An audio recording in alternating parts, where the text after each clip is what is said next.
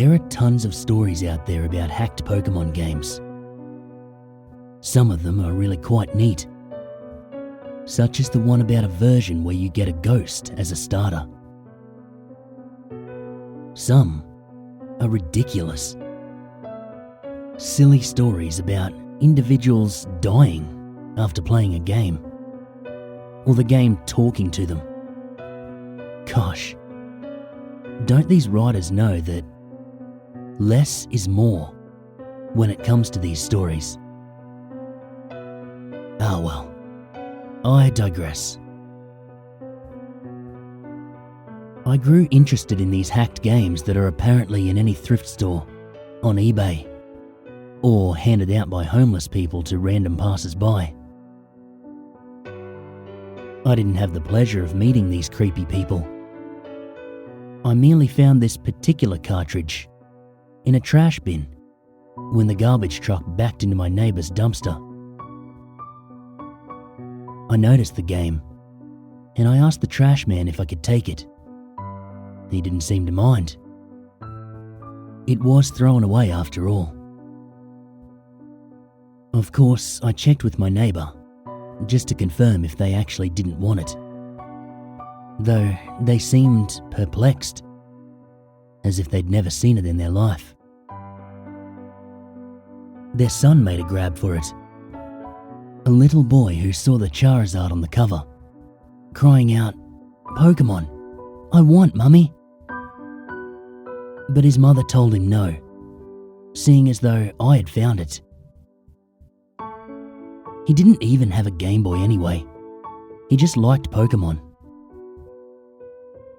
Thinking nothing more, I simply went home, looking at the cartridge's sticker on the way. Just a plain old red version, the sticker torn slightly across the Charizard's neck. But that was expected with such an old game.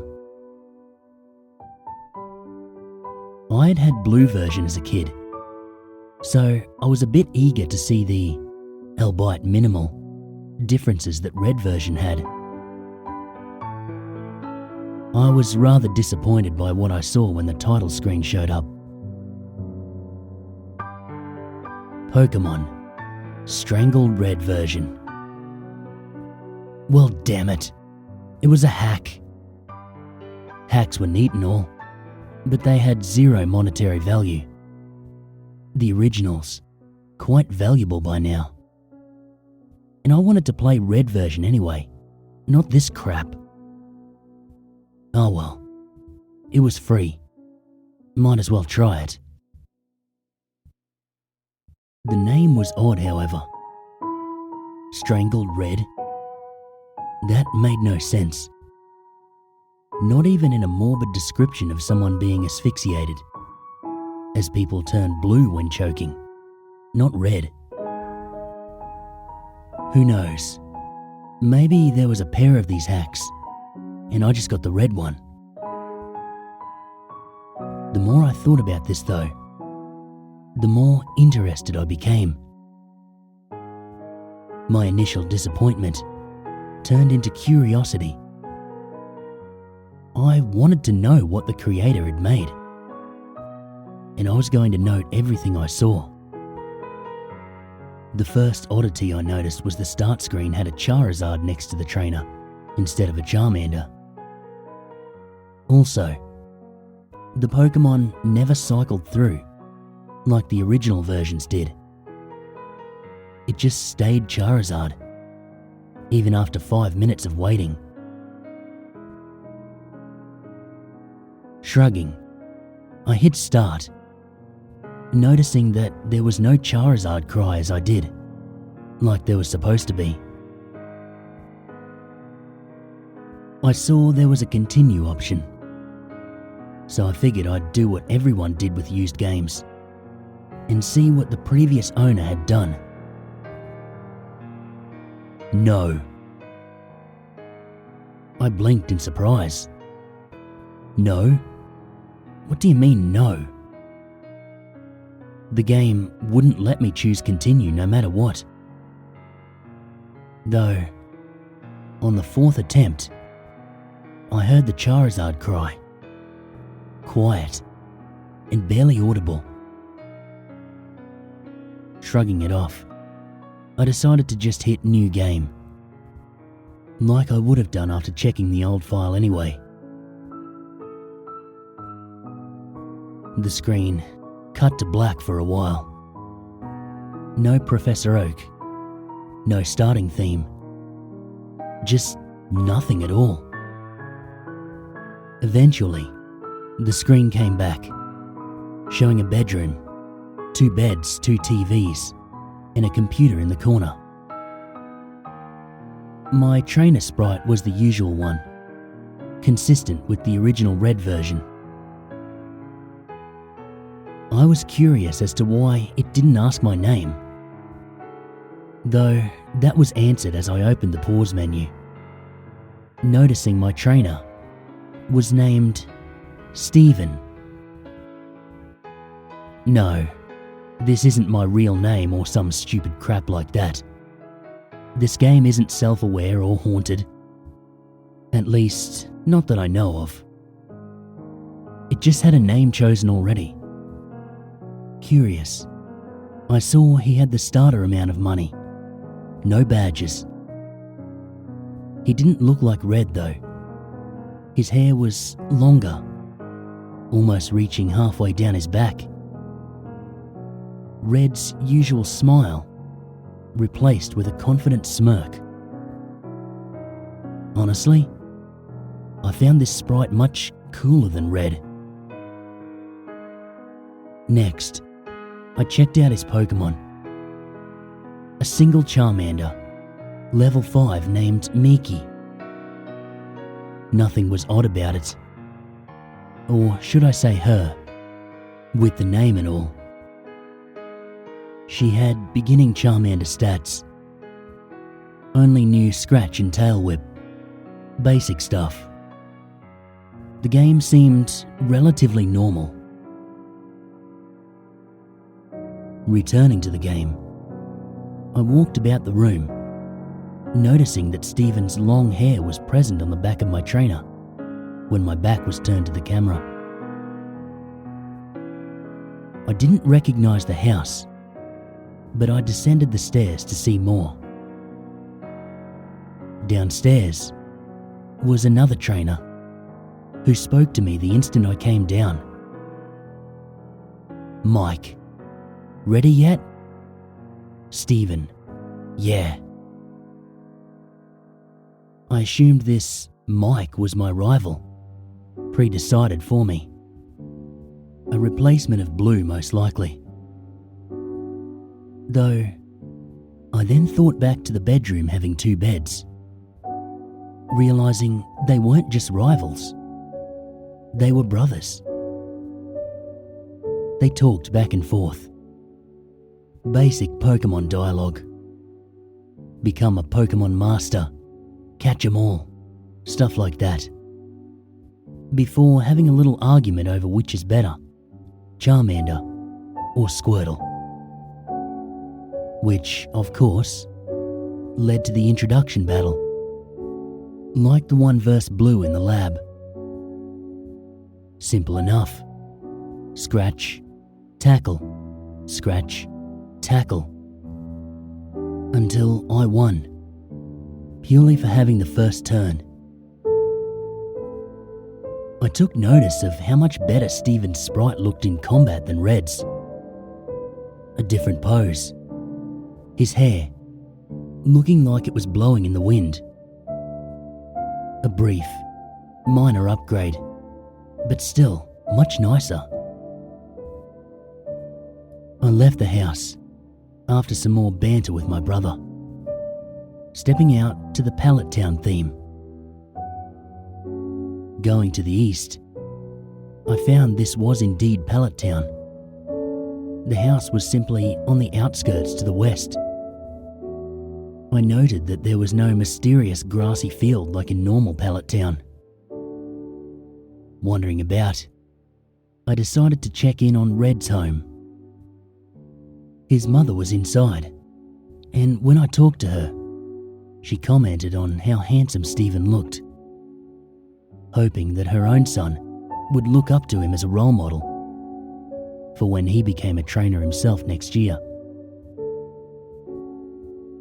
This, of course, led me to realise this game took place a year before the original Pokemon. Red was even upstairs, playing on the SNES in his room, commenting, "I'm going to be the best too, when it's my turn." I was starting to like this hack. It was interesting. A completely new adventure. A different character. Steven even seemed to have a history with the people in his town. A reputation. A personality beyond a silent protagonist.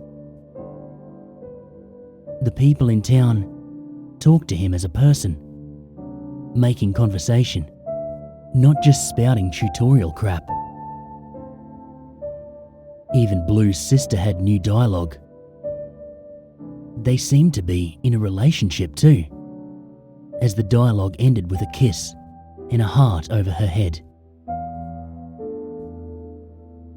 Professor Oak simply wished me well, giving me a Pokédex to aid my adventure. He wasn't giving it to me to be the reason behind the adventure, like every other Pokemon game out there. He gave it to me out of kindness. Something to help me on my way. A gift. I was liking this more and more with each second. The game seemed to have an actual story now. I was somebody. Not just a cookie-cutter protagonist anyone could be. Not some blank sheet that could be replaced without notice. The story was different, though the actual gameplay remained unchanged. I went north, like I was supposed to. Went from town to town, collected badges, received the praise of the leaders. Steven's fame even seemed to spread, as some NPCs would talk like they knew him. I used Miki for every battle, and she was growing surprisingly fast. She handled Brock with ease, even pounded Misty with no trouble at all. She wasn't as adversely affected by super effective attacks as others. Did more damage than a regular Charmander. She was a veritable powerhouse. She even became a Charizard at the mere level of 25. Not bad at all, I must say. Things started to get weird though.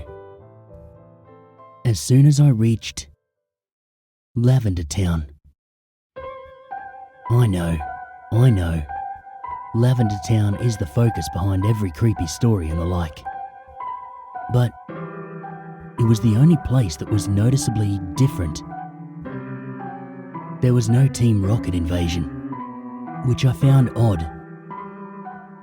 Though I did then remember this was a year in the past, so the invasion wouldn't occur until Red's time.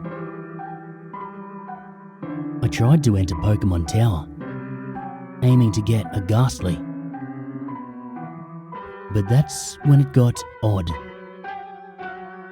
Steven, I have no reason to be here. Steven wouldn't go into Pokemon Tower no matter what I did. This was weird. I mean, hell, there are a million places in Kanto you really have no need to be. Little random houses with nothing but children NPCs, for example. Why was it here that Steven wouldn't enter? With a shrug, I figured I wouldn't need a Ghastly, seeing as Miki could handle anything. So I simply went on my way. Lavender Town serving no purpose other than a passageway with a Pokemon Center. The game progressed normally from there. The remaining gyms fell, and eventually I made my way to the Elite Four, and defeated them. As with Blue, my brother Mike was there before me, initiating the championship battle, which Miki swept with ease. The aftermath of the battle was quite pleasant. None of the tension that was present between Red and Blue at the end of their match. The brothers congratulated each other on their progress and shook hands before the screen went to white. No Hall of Fame, nor any credits. When the screen came back, I was at the house again. The two brothers, sitting at the computer, conversing with each other. Stephen. I don't want to. Mike. Come on. I just gotta borrow her for a second to finish the Pokédex. The entry won't register unless she recognizes me as master for just a second. Stephen. But she's my Miki. Mike. I promise I'll give her back. Come on, please. Two options appeared. Yes or no. I was a bit perplexed, so I hit no to be cautious. Mike. Come on, please. No. Mike. Come on, please. I realized this would simply continue to loop until I hit yes. So I did, just to see what would happen. Alright, this'll just take a second. Then we'll both be Pokemon Masters. Stephen. ...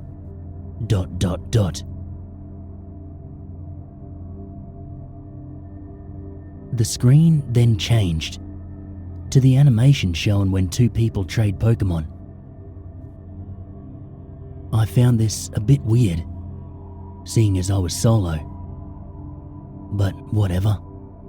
This was what was apparently supposed to happen. Miki went first. I watched, lazily, as she began to travel down the trading tube. Snap. That made me jump. The sudden noise resonating in my silent bedroom. Loud, due to the volume being way up. Looking at the screen, I noticed that the game had seemed to freeze. Miki, still in mid-trade, but the game wasn't doing anything. With a sigh, I just turned off the game, wondering when my last save was. When the game turned back on, I stared for a moment at the start screen. There was no Charizard next to the trainer. Upon pressing start, I saw the new game option was absent, leaving only continue. This was strange to say the least, so I selected it. The game started without even showing my stats as usual. My jaw dropped at what I was greeted with. 1 year later. The Lavender Town theme came first, playing its normal way, the screen slowly fading in from blackness. Stephen was in the Pokemon Tower, which made the music even stranger, seeing as the tower had its own theme. He was standing in front of a tombstone, not doing anything. Wondering what was going on, I pressed A. Stephen. ...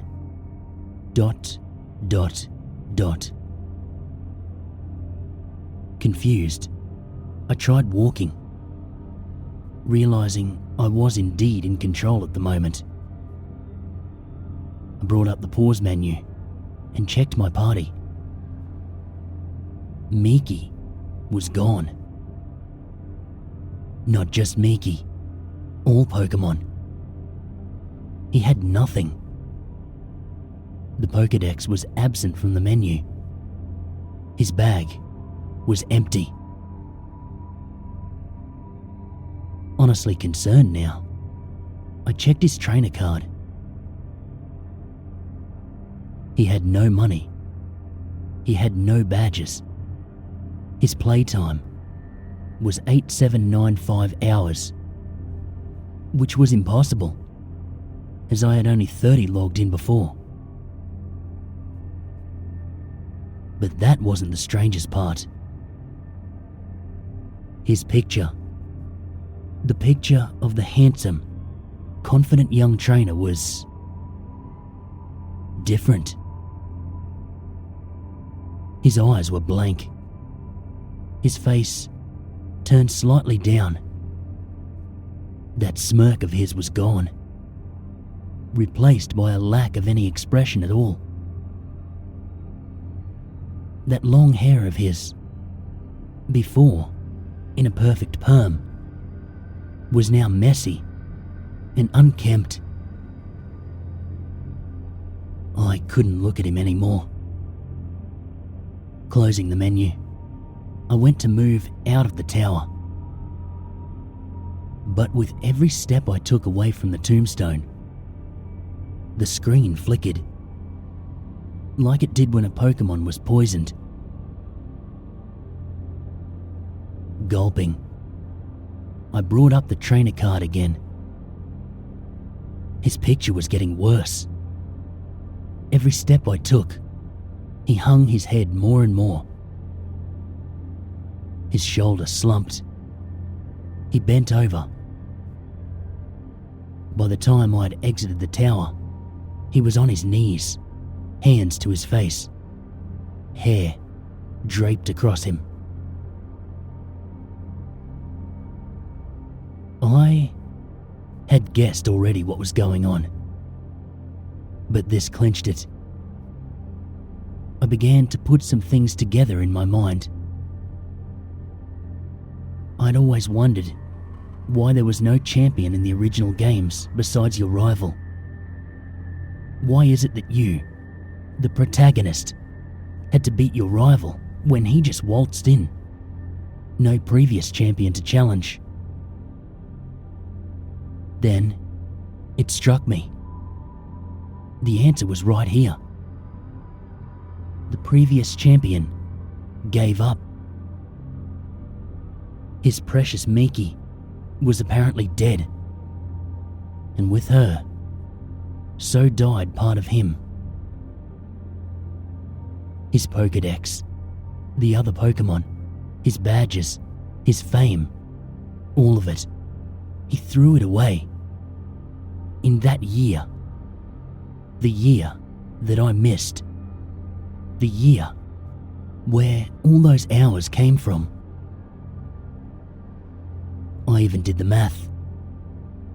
There is 8,765 hours in a year. Add that to my 30 from before, and it matched up. Even so, the game kept going. This should have been the ending, I thought. I mean, what else was there to do? I had no Pokédex, no Pokemon, not anything. What was I supposed to be doing? I talked to everyone in the town, but they all said similar things. Are you okay? Still mourning, I see. Everything will be all right. Please, is there anything we can do? Stephen never replied to them, and they all simply said the same things over and over. I couldn't put the game down now. This was all so strange, Curious, I headed off into the tall grass and eventually got into battle with a Rattata. No Pokemon was sent out, just Steven's sprite. I was wondering how I'd battle. Wild Rattata left you be. The battle ended without anything happening. This was certainly interesting, and it happened with every Pokemon I encountered. Wild Pidgey ignored you. Wild Ponyta wandered off. The music never changed either. No matter where I went, Lavender Town came from the speakers, following me.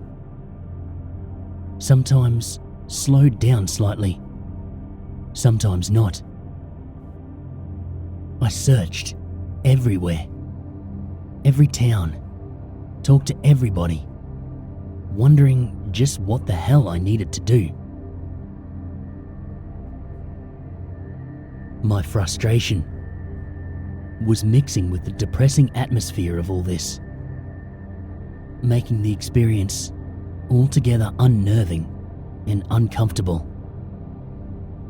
But I couldn't tear myself away. I was starting to get a bit angry though. Nobody telling me anything besides giving me their condolences and trying to give me items like lemonade or coffee. Each met with no. I slapped myself for idiocy, suddenly realizing how the likely answer was right in front of me. Pallet Town, of course. When I went there though, which took a long time, having to walk, no Pokemon to fly with, no bicycle to ride, and Steven only seemed to move half the regular movement speed. I first tried talking to Professor Oak. These things happen. You were just unlucky. Next, I tried Blue's sister. Please, don't leave home again. Red's mum wouldn't even talk to me at all. With nowhere else in mind to go, I walked to the west, finding the house from the beginning, which I'd never entered since leaving Pallet Town. Inside was Mike, but talking to him was just as useless. I'm so sorry. I pondered for a moment if this really was the ending. Steven, doomed to do nothing but roam Kanto in misery, haunted by the memories, forced to listen to everyone's concerns about him. As a last-ditch effort to do anything, I went to the bedroom and walked over to the bed. Steven, I'm going to sleep. The screen faded to black for a moment, but then slowly faded back in. The world having a black tint to it. Mike's sprite laying on the other bed.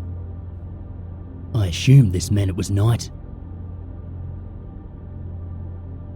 Steven, I'm going to do it. Do what? Again, I had no idea. I tried inspecting everything in the room. Nothing happened. As soon as I left the house, another dialogue. Steven, it can bring her back. It can do anything. What in the hell was it? Something that could do anything. I couldn't for the life of me figure it out. Wondering about I tried to leave Pallet Town the usual way. Stephen, not that way. He wouldn't go any further. I tried the homes. Stephen, screw them. I quirked my eyebrow at that, forgetting for a moment that this was not a real Pokemon game. The vulgarity just took me off guard. I continued to look around, but there was nowhere I could go. Until I accidentally stepped on the ocean, and Stephen walked right in. Only the upper half of his sprite visible, like those swimmers you encounter in the Cerulean gym. I didn't know he could swim. Stephen, the missing one. Missing one? I paused for a moment. No, he couldn't possibly mean that. I had not tried the missing no trick on this hack yet, but it just fit too well. That had to be what he meant. I surfed all the way towards Cinnabar. I began to feel something was off. More so than this already was. Silence. The Lavender Town theme had stopped. There was no noise at all, nor were there any Pokemon. I just kept going, finding Cinnabar and surfing up and down the east coast. Lo and behold, Wild Missing No appeared. Stephen, mine. Wild Missing No was caught. What the hell? Stephen didn't do anything. He just commanded that atrocity of broken data to join him. No, to become his possession. And it did. I was getting more and more disturbed by all this. Checking the start menu, I saw Missing No was not in my party, but instead an item, making things even stranger. I checked the trainer card as well. Stephen had his back to me, his long hair draped behind him, his hands in his pockets, nothing else. Remembering what he said at the start of this night, I realized what I had to do. I surfed to land and made my way northeast to where else? Lavender Town. Along the way, I noticed all the trainers, oddly still out at this hour, and they would not look at Stephen. All of them turning away when he passed. Even those that were normally static. I tried talking to one of the officers in the guardhouse type buildings. Just go. They all said the same thing, though one sent chills down my spine.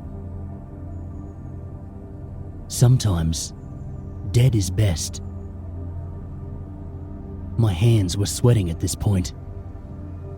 Stephen was about to try the impossible. Something some would see as a crime against nature, which many of these people shared that opinion. I steeled myself. It's just a game, and I was going to complete it. It took an eternity to reach Pokemon Tower, but I got there eventually. Taking a deep breath, and heading toward the tombstone. I remembered which one it was. The image of Stephen standing before it was burned into my mind after all. First, I tried inspecting it. Stephen. Miki. Nothing happened. With a gulp, I opened the menu and selected Missing No from the bag. Oak. Stephen, don't use it. I was reminded of when Professor Oak would magically tell you that you couldn't use a key item somewhere. Like when using the bicycle in a building. Though the message this time was different.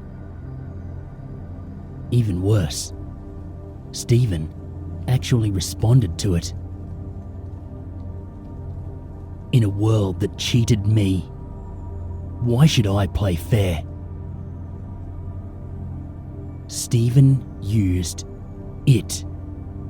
Stephen obtained. What in God's name did I obtain? I couldn't tell you. Because the game took away my control. Without my input, Stephen began to leave the tower on his own. Walking, single step by single step. The Lavender Town theme started again as he left the tower and began his excruciatingly slow journey against my will.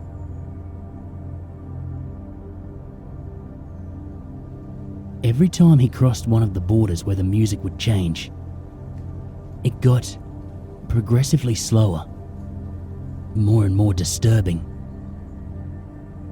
By the time he reached Cerulean City, it was just a demonic rumble. I just stared, watching him, trying to guess where he was going. But it was getting more and more obvious. He was heading to Pallet Town. The music had all but stopped when he got there, playing single note by single note. He went exactly where I'd guessed, right to his own house, inside and up the stairs. At this point, there was no music. Stephen moved step by step, stopping at his brother's bed, turning to face him. At first, I thought the game froze. He didn't do anything, simply stood there, and I couldn't move him. I did, however, find out I could open the pause menu. I was terrified to look, but I couldn't stop myself. I selected his trainer card. There was a low growl noise, like a distorted Pokemon cry. Stephen was looking at me again, directly at the screen. He was hunched over, his bangs obscuring his face. His hair was wild and feathered out. Between his bangs, there wasn't even a face at all, just black and two red eyes looking straight forward, a white grin contrasting with the darkness. That wasn't all. His name was now Stephen, written in all weird characters. I couldn't look away, my eyes glued to his, not breaking contact for some time. My vision was getting blurry until I couldn't see very well. My face grew wet. I was crying like a baby. There was nothing I could do to hold back the tears. I was with this boy from the start. I built him up to greatness and was then forced to watch his decline after a tragic accident.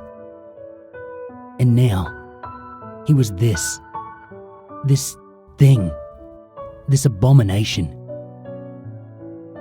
I watched him go insane. Holding my tears, wiping my eyes, I closed out of the trainer card and tried to save the game, wanting to just quit.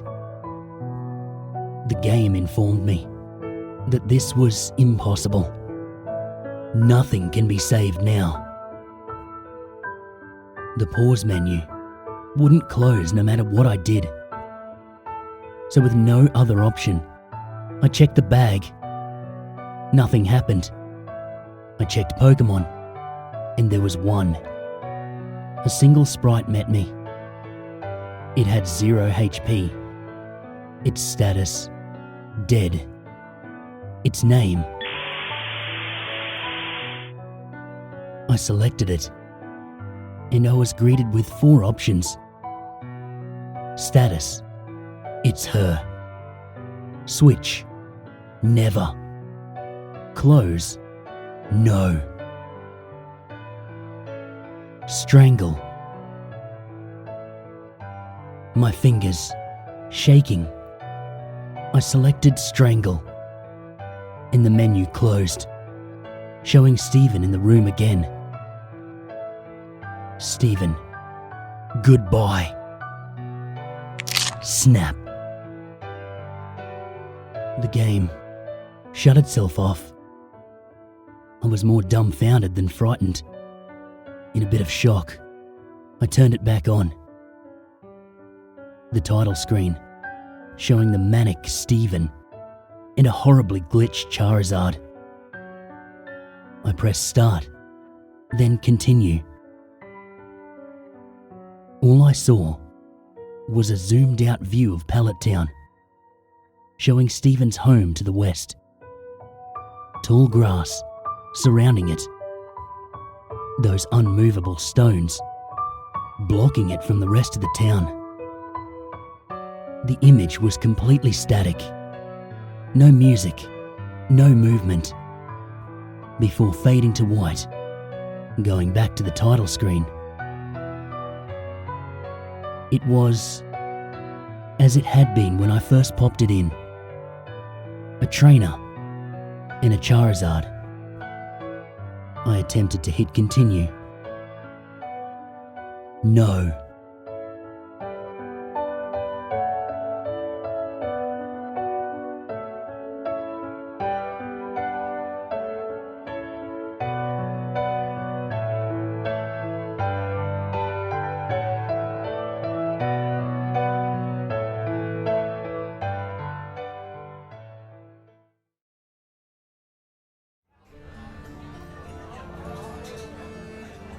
Well, it took a while to find more help, and to reinforce the call before you arrive policy to avoid further tragedies.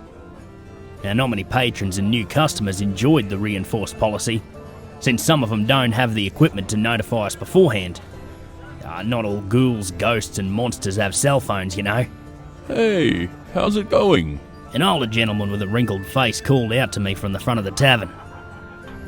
Good actually, I mumbled back, as I carried a body bag into the kitchen, where Stacey had just finished prepping.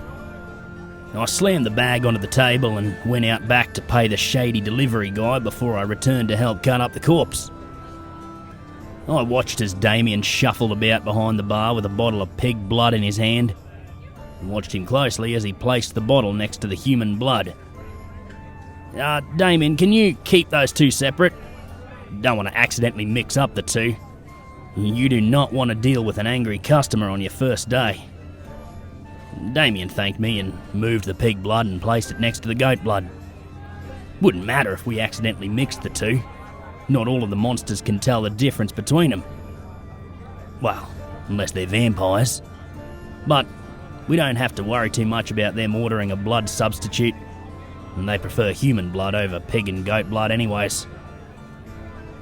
I stood behind the bar, serving drinks and food to our customers.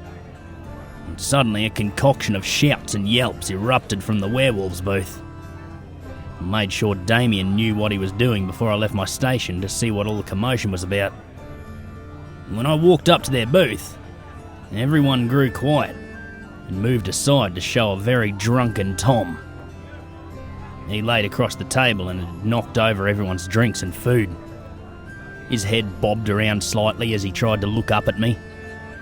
I sighed and helped the poor guy up to his feet and allowed his friends to walk him home. It's not every day we have to deal with extremely drunk ghouls and monsters. Most of them know how to pace themselves. I guess Tom had something on his mind, or maybe someone had challenged him to a drinking game. Who knows how it happened? Who cares?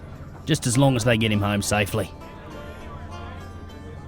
Mr. Clark walked through the door when I reached my station. He had an aura of awkwardness to him as he skulked his way up to the bar. Took a seat next to the same red-headed vampire and ordered a scotch with 2 human eyeballs. Candace, the redhead, sneered at Clark before she got up and left the tavern. I could hear her heels fade into the distance as I prepared another drink for a gentleman dressed in an oversized trench coat. Clark ignored the rude gesture and continued to leisurely drink his glass of scotch. Hey, Damien, this is Clark, one of the regulars here. Clark, this is Damien. I introduced the two, who both gave a nod of acknowledgement before they went back to their previous tasks at hand. I carefully watched as Damien prepared a Bloody Mary for a very young-looking vampire. I was unsure if they were even allowed the drink, but, you never can tell with the vampires. The rest of the evening went by pretty smoothly and without incidents. Just how Jimmy likes it. That was until I noticed an alarming scent of iron. The air felt electrified and the noise in the tavern seemed muffled to me. I gripped the bar and hung my head in my hand. I felt as if all the energy in me was sucked out. You okay there? Clark's muffled voice asked as static slowly crept across my vision. I felt lightheaded and everything seemed to move in slow motion. The world seemed to tilt. And then, just darkness. And I felt my body collapse to the hard wooden floor. I laid there for a few seconds before my vision returned. Damien had shuffled over to me and was now kneeling next to me with a concerned look on his face. But there was something else, like fear. You alright? I pushed myself up off the floor and looked up to see Clark looking down on me over the bar. And yeah, I'm alright. I was just a little lightheaded. Pulled myself up to my feet and looked around to see everyone had stopped what they were doing to stare at me. I smiled awkwardly and gave him a small wave of assurance that I was indeed okay. During my fainting spell, the culprit who caused the whole scene walked into the tavern. His hooves beat against the wooden floorboards. His horns nearly scraped the ceiling, and his yellow eyes strained on me. I couldn't tell if he was smirking or snarling due to his head being a goat's head. He sat down and looked at Damien before he ordered. It was hard to understand him because he just bleated like a fucking goat. And we just waved our hand all over the liquor bottles until he snorted. And I took that as a yes. Started to make a strong concoction of liquor, vodka, peppermint schnapps, gin, and then human blood. I handed the goat man his strange combination and watched as he chugged the whole thing in one drink, slammed the glass down and demanded another, and another, and another. I catered to our new customer as Damien tended to the rest. I felt nauseous and weak. I was so disoriented that I accidentally grabbed the wrong bottle of blood and added it into the goat man's drink. I watched as he chugged it and then spat it all over my face. I yelped as the alcohol burned my eyes and nose. I could hear a session of bleats and grunts as a chair fell to the floor.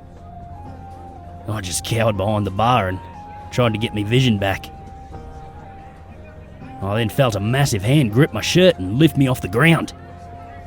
Before I knew it, I could barely breathe as my back slammed into the farthest wall of the tavern. I could hear a crack and a sharp pain shot up from my tailbone when I landed harshly on the floor. Blind, incapacitated and afraid, I tried to find something to hide behind, but the tavern had cleared out. There was no one. I felt a harsh kick to my stomach. It nearly made me vomit. I prepared for another blow when a shrill shriek assaulted my ears. I sat in Jimmy's office as we waited for the exorcist to arrive. We needed to forcefully drive Goatman out of the tavern. Who knew some salt could save my life?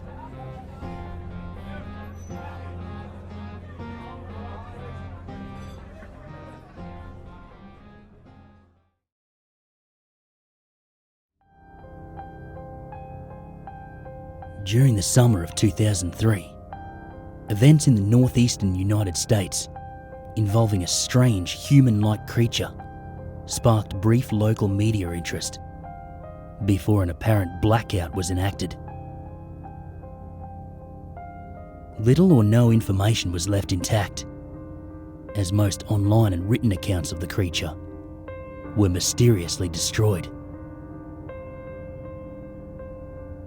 Primarily focused in rural New York State and once found in Idaho, self-proclaimed witnesses told stories of their encounters with a creature of unknown origin.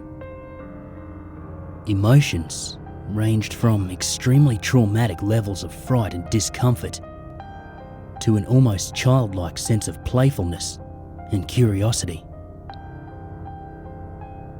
While their published versions are no longer on record, the memories remain powerful. Several of the involved parties began looking for answers that year.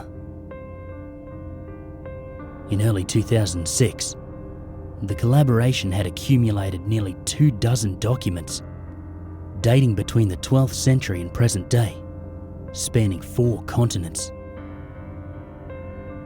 In almost all cases, the stories were identical. I've been in contact with a member of this group and was able to get some excerpts from their upcoming book. A suicide note, 1964. As I prepare to take my life, I feel it necessary to assuage any guilt or pain I have introduced through this act. It is not the fault of anyone other than him. For once, I awoke and felt his presence. And once, I awoke and saw his form. Once again I awoke and heard his voice and looked into his eyes. I cannot sleep without fear of what I might next awake to experience. I cannot ever wake. Goodbye. Found in the same wooden box were 2 empty envelopes addressed to William and Rose, and 1 loose personal letter with no envelope. Dearest Linny, I have prayed for you. He spoke your name. A journal entry, translated from Spanish, 1880. I have experienced the greatest terror. I have experienced the greatest terror. I have experienced the greatest terror. I see his eyes when I close mine. They are hollow, black. They saw me and pierced me. His wet hand. I will not sleep. His voice. Unintelligible text. A mariner's log, 1691. He came to me in my sleep. From the foot of my bed, I felt a sensation. He took everything. We must return to England. We shall not return here again, at the request of the rake. From a witness, 2006. 3 years ago, I'd just returned from a trip to Niagara Falls with my family for the 4th of July. We were all very exhausted after a long day of driving, so my husband and I put the kids right to bed and called it a night. At about 4 a.m, I woke up thinking my husband had gotten up to use the restroom. I used the moment to steal back the sheets, only to wake him in the process. I apologised and told him I thought he got out of bed. When he turned to face me, he gasped and pulled his feet up from the end of the bed so quickly his knee almost knocked me out of the bed. He then grabbed me and said nothing. After adjusting to the dark for a half second, I was able to see what caused the strange reaction. At the foot of the bed, sitting and facing away from us, there was what appeared to be a naked man, or a large hairless dog of some sort. Its body position was disturbing and unnatural, as if it had been hit by a car or something. For some reason, I was not instantly frightened by it, but more concerned as to its condition. At this point, I was somewhat under the assumption that we were supposed to help him. My husband was peering over his arm and knee, tucked into the fetal position, occasionally glancing at me before returning to the creature. In a flurry of motion, the creature scrambled around the side of the bed and then crawled quickly, in a flailing sort of motion, right along the bed until it was less than a foot from my husband's face. The creature was completely silent for about 30 seconds, or probably closer to 5. It just seemed like a while. Just looking at my husband. The creature then placed its hand on its knee and ran into the hallway, leading to the kids' rooms. I screamed and ran for the light switch, planning to stop him before he hurt my children. When I got to the hallway, the light from the bedroom was enough to see it crouching and hunched over about 20 feet away. He turned around and looked directly at me, covered in blood. I flipped the switch on the wall and saw my daughter Clara. The creature ran down the stairs, while my husband and I rushed to help our daughter. She was very badly injured and spoke only once more in her short life. She said, "He is the rake." My husband drove his car into a lake that night while rushing our daughter to the hospital. They did not survive. Being a small town, news got around pretty quickly. The police were helpful at first, and the local newspaper took a lot of interest as well. However, the story was never published, and the local television news never followed up either. For several months, my son Justin and I stayed in a hotel near my parents' house. After we decided to return home, I began looking for answers myself. I eventually located a man in the next town over who had a similar story. We got in contact and began talking about our experiences. He knew of 2 other people in New York who had seen the creature we now referred to as the rake. It took the 4 of us about 2 solid years of hunting on the internet and writing letters to come up with a small collection of what we believe to be accounts of the rake. None of them gave any details, history, or follow-up. One journal had an entry involving the creature in its first 3 pages, and never mentioned it again. A ship's log explained nothing of the encounter, saying only that they were told to leave by the rake. That was the last entry in the log. There were, however, many instances where the creature's visit was one of a series of visits with the same person. Multiple people also mentioned being spoken to, my daughter included. This led us to wonder if the rake had visited any of us before our last encounter. I set up a digital recorder near my bed and left it running all night, every night, for 2 weeks. I would tediously scan through the sounds of me rolling around in my bed each day when I woke up. By the end of the 2nd week, I was quite used to the occasional sound of sleep while blurring through the recorder at 8 times the normal speed. This still took almost an hour every day. On the first day of the 3rd week, I thought I heard something different. What I found was a shrill voice. It was the rake. I can't listen to it long enough to even begin to transcribe it.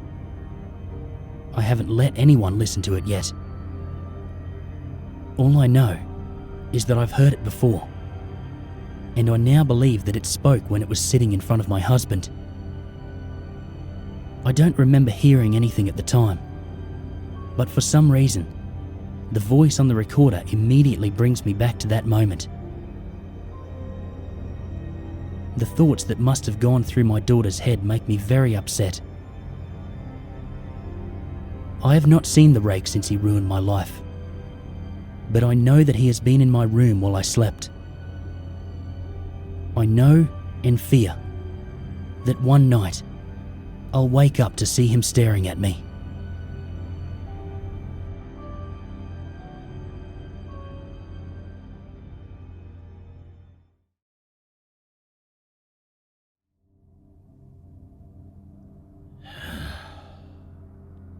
It won't stop screaming. Every night. Hungry! Hungry! Hungry! Hungry! Hungry! Hungry! It never stops. I thought if I just left it, it would eventually die. But it just gets more and more restless and harder to control. If I don't do something soon, it'll break free. I had to capture it. I had to. I had no choice. If I didn't... Oh, you probably have no idea what I'm talking about, do you? Okay, let me start at the beginning. You see, I just started my first day at my new high school. I moved here to this town mid-year, so yeah, I was the cliche new kid at school trope, but anyway. I spent the first couple of days pretty lonely. I didn't know anyone till one day I noticed this girl. My God, she was beautiful. Her name was Sam, short for Samantha. She was gorgeous, but she seemed to be with the cool kids group. I'll never be invited to the cool kids table, I thought, but I didn't give up hope. I waited till she was away from the cool kids, and I built up my courage to go and talk to her. I went over and introduced myself. Hey there, name's Will. I'm kinda new here. Sorry to bother you, but do you think you could help me find my way around? I'm such a bad liar, acting like I don't know where anything is. I've been here a few days now. I've got the gist of where everything is, but I didn't really have anything else to use to get to know this girl. She smiled at me and said, "Sure." From that point, we got to know each other pretty well. We became really good friends and everything seemed great. Until she introduced me to her friends. Yeah, the cool kids. Not so cool after all. Actually, they were kind of jerks. "Hey guys, this is Will. He's kind of new here," Sam said. Jack, one of the guys from the group, looks to be the leader, looked at me. "Oh, so this is where you've been for the past week, talking to this dork. Where you from, kid?" I didn't like this guy's tone, but I answered his questions anyway. And then one of the others at the table piped up. One of the other girls in the group. Not quite as beautiful as Sam, but she seemed pretty normal. This girl's name was Vanessa. "Oh hey, aren't you that guy who lives in the big spooky house?" The whole group looked at each other. Eric, one of the other members of the group, spoke up. "Oh, his place would be perfect for our reading." Everyone's eyes lit up. Jack stood up. "Okay, new kid, tell you what, you let us do our little reading at your house this weekend and we'll let you in our group. What do you say?" I accepted. I figured these are Sam's friends. I better get along with them. The weekend came, and I heard my doorbell go off. Ding dong. I went downstairs and opened the door to see everyone there. Jack, Eric, Vanessa, and Sam. I welcomed everyone inside and took them down to my basement. I had a nice little pad down there. A pool table and beanbag chairs and an old-fashioned tape player. Everyone seemed pretty chill. Until Eric got out his bag and he unzipped it and pulled out a big thing of chalk and some candles. Vanessa drew a pentagram star on the floor and set up the candles at each point on the star as Jack pulled out a book. "What's the matter, sissy? Never seen this book before?" "No," I said back to Jack. "What's it called?" I asked. "The Necronomicon," said Jack. "The Book of Dead Names," Vanessa said. I looked at Sam, and she just smiled at me. "It's a silly book of spells. It's not even real. The real Necronomicon is a fictional book made up by H.P. Lovecraft. What they have there is some replica, made by some loser," Sam said. "Oh, what's the matter, Sam? Don't you believe in the great old ones?" said Eric. Jack stood behind the pool table, laying the book out in front of him, as the others grabbed a beanbag chair. Each gathered in front of him. I gathered with them as well. "Shall we begin?" said Jack. He raised his hands out, as the others all simultaneously said, "That is not dead, which can eternal lie. And with strange eons, even death may die." I was starting to freak out a little now, as Jack started to chant some sort of gibberish. Flartargan, so many Flartargans among other words.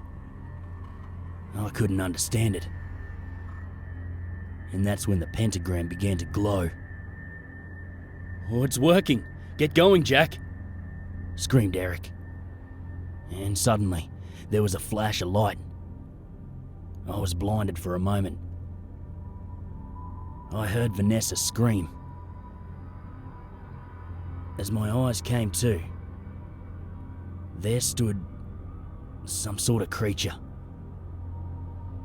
Its eyes were sunken in so far back that it looked like big black empty eye sockets. No nose, pale white skin and no clothing. A mouth that looked like a child's scribble. It was also extremely tall. So tall it had to hunch over because its head reached the ceiling. No genitals at all. Limbs, arms and legs like skinny toothpicks. Its body was like an upside down triangle where the corners were smoothed down. No ears or hair and massive claws on its fingers. Speaking of fingers, it only had 3 on each hand. Sam and I stood still in shock as the others tried to run for the door. But this thing was quick. It seemed to move like it was just shifting from one spot to the other, not even moving its legs to walk. It was almost like it left a transparent trail of itself from the spot it moved from. It moved in front of the others. It picked up Eric and bit into him like it was eating a corn on a cob. Blood was everywhere as it spat out his bones. Except the bones came out weirdly shaped, like they were in the shape of keys. What the hell is this thing? It ate Eric. It ate Vanessa. It ate Jack. However, it left Sam and I alone, like it seemed to be blind, and it could only see by movement. I had to do something quickly. At the end of the room, there was a trap door. I thought, if I somehow got it inside, maybe I could capture it. But how would I get to the trap door and open it without this thing seeing me? Sam noticed what I was looking at. I told her, "No, you can't." She smiled at me, that beautiful smile. She quickly gave me a kiss and ran to the door. Luckily, the thing wasn't paying attention, so she was able to get over to the trap door and open it. But it heard her and shifted over to her. As it picked her up, she screamed, "Do it now!" I ran over and shoulder barged the thing down onto the trap door. I quickly closed it and locked it. Ever since then, that thing has been down there screaming. Hungry! Hungry! Hungry! Hungry! Hungry! Hungry! I'm so sorry. I need to feed it before it breaks out. If I don't, who knows what it'll do to the town. I stopped going to school from that point on. I got a job making keys for people. Well, I say I make them, but really I don't. The bones that thing spat out. Yeah, the ones that look like keys. I tried them in the doors around the house. The keys are like skeleton keys. Ironic, the skeleton keys are made of bones. They open any lock they're placed into. So now, I gather the bones that this thing spits out, place them in liquid metal, cool them off, and hand them over to whoever asked for them. And that's my job. I don't go by will anymore. Not since that day. I don't want to get close to anyone. Don't want to get close enough for them to call me Will. I use my full name now.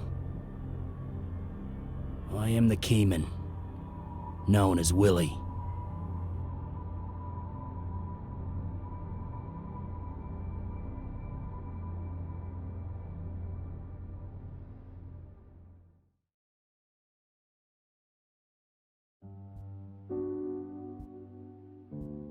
Pardon me, sir.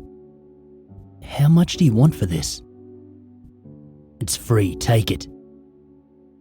What? Are you sure I can pay? I said you can take it. Now get out of here. The above was a brief exchange of words between a very edgy young man, possibly in his late 20s, and myself at a yard sale I happened by. I always find the most interesting things at yard sales and flea markets. I'm normally there for books, but I'll occasionally happen across something else that I find worth my time. I didn't find any books this time around. The entire sale seemed to be comprised of children's toys, clothes for both little boys and little girls, as well as some items that I'd expect a young married woman to use. Silken nightclothes, stacks of cheesy romance novels that I had no interest in. I can't read pure romance. I need something like murder or mystery to make it interesting. There was jewellery, as well as several cases of makeup, most of which appeared to be half used. I found the used makeup to be in bad taste. If you no longer had a use for it, throw it away. Don't try to peddle what's touched your face onto other people. It's disgusting. I kept these thoughts to myself, however, as the man running the small junk sale seemed to be far from stable. As I was about to leave, something blue peeking out from underneath a small, grey plush caught my eye. Colours always catch my attention, especially blue, so I lifted the plush to examine it. To my surprise, it was a Pokemon Blue game. Not that I had been looking for one, but I felt like experiencing a little nostalgia. Even though the first generation of games wasn't my favourite, it reflects back to a much simpler time in my life. The cartridge had the word Tears written neatly in black across the image of the Blastoise. I assumed it was a nickname of some sort. Perhaps the previous owner of the game cried a lot. It was within a bunch of child things. Perhaps they were young enough to be labelled a crybaby by others, and Tears was just a nicer name. I'm really not sure. Anyway, I got the game for free, but I did leave $1 on the table, just so I'd feel better about taking it. When I got home, I inserted the game into my SP, and I turned it on. The sound at the startup screen was greatly distorted. It sort of fluctuated from being several tones lower than normal to being nothing more than a rumble. It was unsettling to say the least. Naturally, I assumed the game was faulty, but I thought I'd play through until something froze up on me. The previous owner, this Tears person, still had a game on file, as would be expected with a used game. But no information about playtime, character name, or anything else of that sort was displayed when that option was highlighted. Curious, I chose the previously started game, just to see where they were with everything. A child was bound to have an interesting game with creative names, insight into the innocent mindset that was slowly becoming rarer with each passing year. Upon choosing the previously saved game, I was met with a black screen and silence.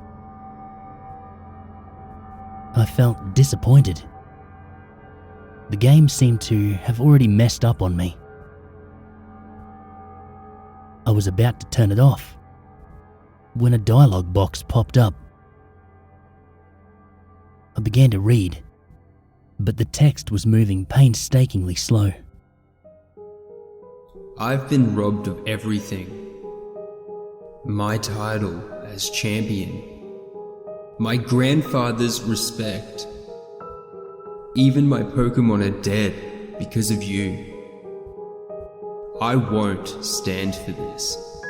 I will come to find you. I was confused.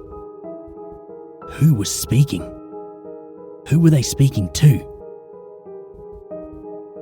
My heart rate had picked up out of what I assumed was fear. It had been a while, but I knew this wasn't normal. Curiosity continued to keep me locked onto the game. As the black screen faded away, the music belonging to the inside of the Pokemon Tower began playing perfectly. The sound obviously wasn't as broken as it appeared to be at the beginning. The scene revealed when the black faded was that of the appropriate area, the Pokemon Tower. The not-so-familiar-to-me sprite of your in-game rival, Blue, was standing in front of one of the many graves inside the tower. He stayed there for several minutes, the disturbing music continuing to play throughout his silence, before he finally said something. This ends today. For both of us.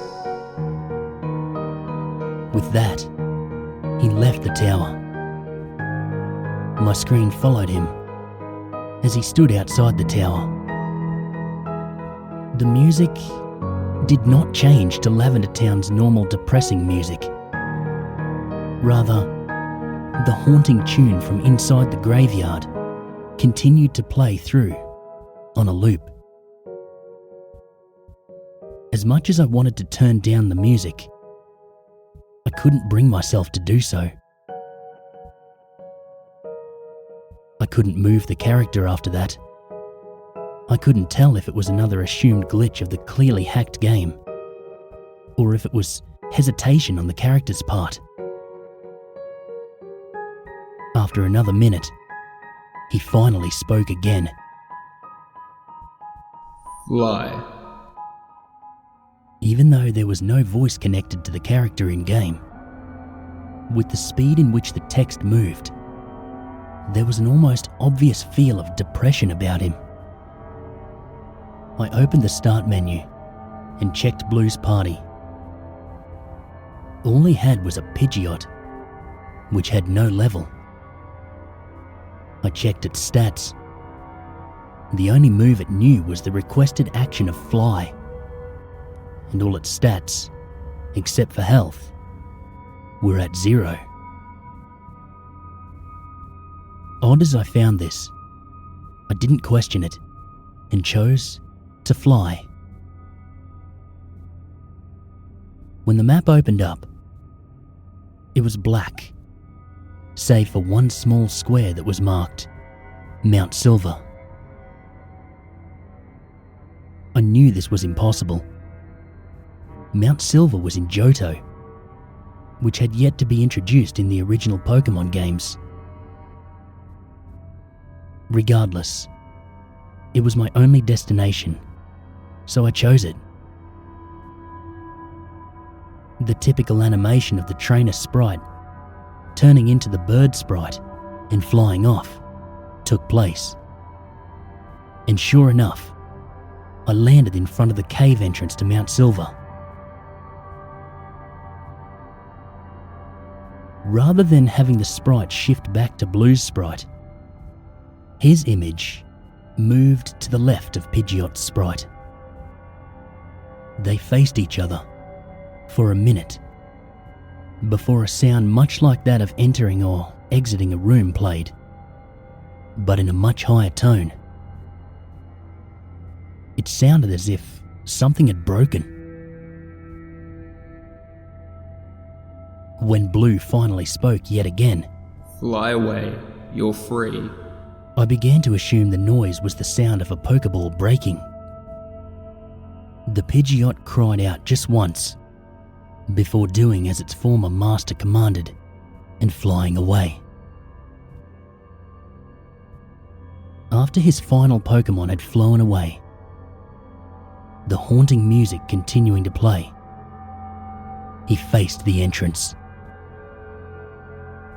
I'm coming for you.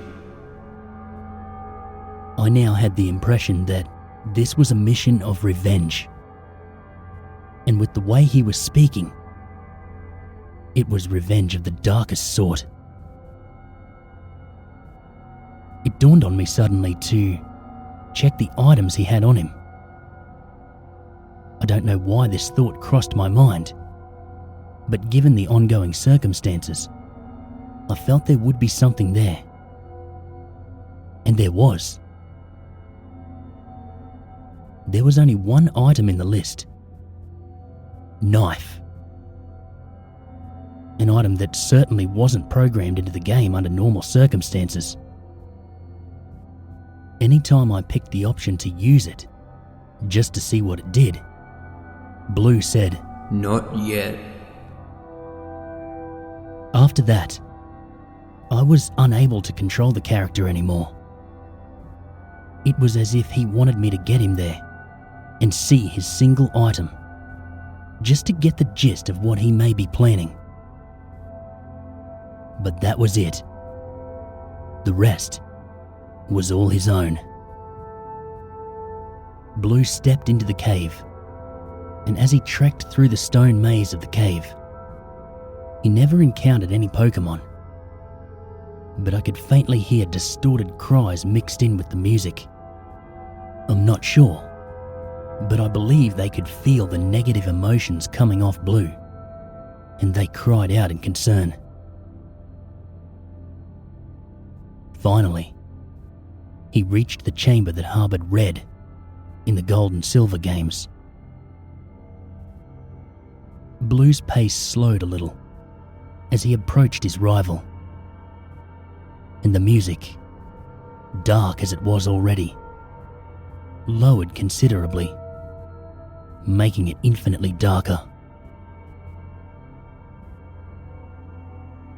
As the two rivals faced each other, Red simply greeted Blue with the silence that I had become accustomed to in Pokemon Gold. However, Blue didn't take to this very well, as he shouted in apparent anger, Don't ignore me like you have everything and everyone else. A battle ensued, but the normal music didn't play. The darkened music of the Pokemon Tower continued. By this time, other people were home and were becoming quite annoyed with the volume of my music, so I was forced to put in headphones, as I still couldn't bring myself to actually lower the volume. Disturbing as it was, the music had some sort of hold on me. I stared at the game screen as the battle opened up. Obviously, since Blue had no Pokemon, he never called anything out. Neither did Red. In the battle option box, the 4 options of Fight, Pokemon, Item, and Run weren't all there. All there was to choose at the moment was Item. So, obviously, he chose it. The only item there to use was the one I had mentioned before. Knife. It was quickly selected on its own and went back to the battle scene. Now, the only battle option available was Fight. And in the Fight menu, Blue only had one attack at his disposal. Murder. I couldn't regain control of the game. There was no option to run. I couldn't bring myself to turn the game off and end what had quickly become a disturbing experience. The only choice was to sit there and allow Blue to murder Red. After selecting the attack, Blue shouted, "This is for everything." in a typical attack animation, much like Tackle played out. Only, instead of a single strike, Blue attacked repeatedly. The dark music in the background began to pick up its pace and become more high-pitched. It was painful to listen to, as it reverberated through my headphones, but I never removed them. Red's sprite flickered in and out as he took the damage, and as his health dwindled to zero, a gurgled screeching sound broke through the noise of the music, replacing it only briefly as Red's sprite faded into something that looked more like a decaying body, before fading away completely with the screech. My heart was pounding. I was beginning to get a throbbing headache, and yet my eyes remained glued to the screen as the remainder of the scene played out. As the music replaced the screen once again, another dialogue box popped up as Blue spoke yet again. "See you in hell."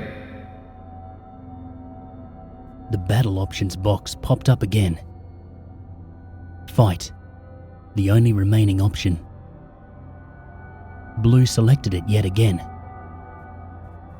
But instead of murder, the attack option available was suicide. There was a moment of hesitation, but Blue finally attacked himself, with less fury than he had Red. As his own health fell to zero, a lower gurgled screech replaced the high-pitched Pokemon Tower music. His sprite faded away. Only when the decayed sprite faded in, he wasn't facing the battlefield. He faced me. His screech continued on, growing in volume, to the point where the pain it caused equated to that of a migraine. And yet I still kept the headphones in, my eyes locked onto the dead, hollow eyes of Blue as he continued to scream before the screen began to flicker. It was slow at first, but it quickly picked up to a rapid strobe effect. The scream grew in volume and pitch one more time before the screen simply cut to black. I held my breath. My heart pounded so hard against my chest that it hurt. I deeply hoped that it was over. But considering the fact that I couldn't move, or even hear any noise outside of my own headphones, I fearfully assumed that it wasn't. And I was right. White lettering began slowly typing out across the black screen. And as each word formed, I read, "I finally got my revenge. The life you ruined is now faded away. But don't think it's over yet. My suffering has ended, but yours has only begun. I'll be watching your strife with a grin on my face. And when it all ends, I'll see you in hell." though I had a full battery just a moment ago, the light turned red and the system turned off.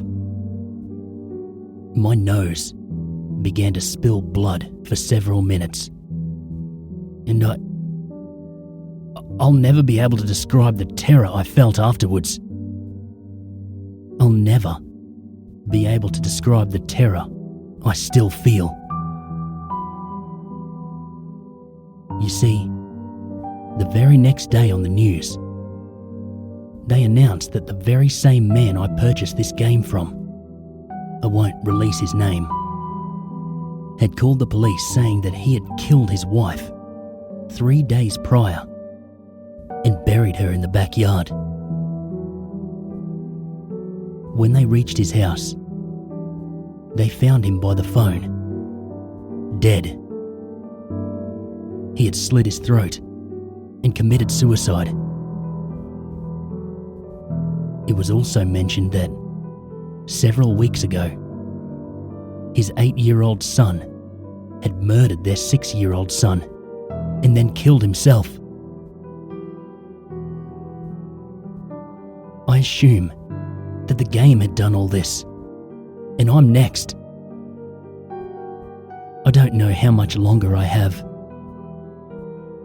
nor do I know who will die at my hand. But you deserve to know this. Never play Blues Tears.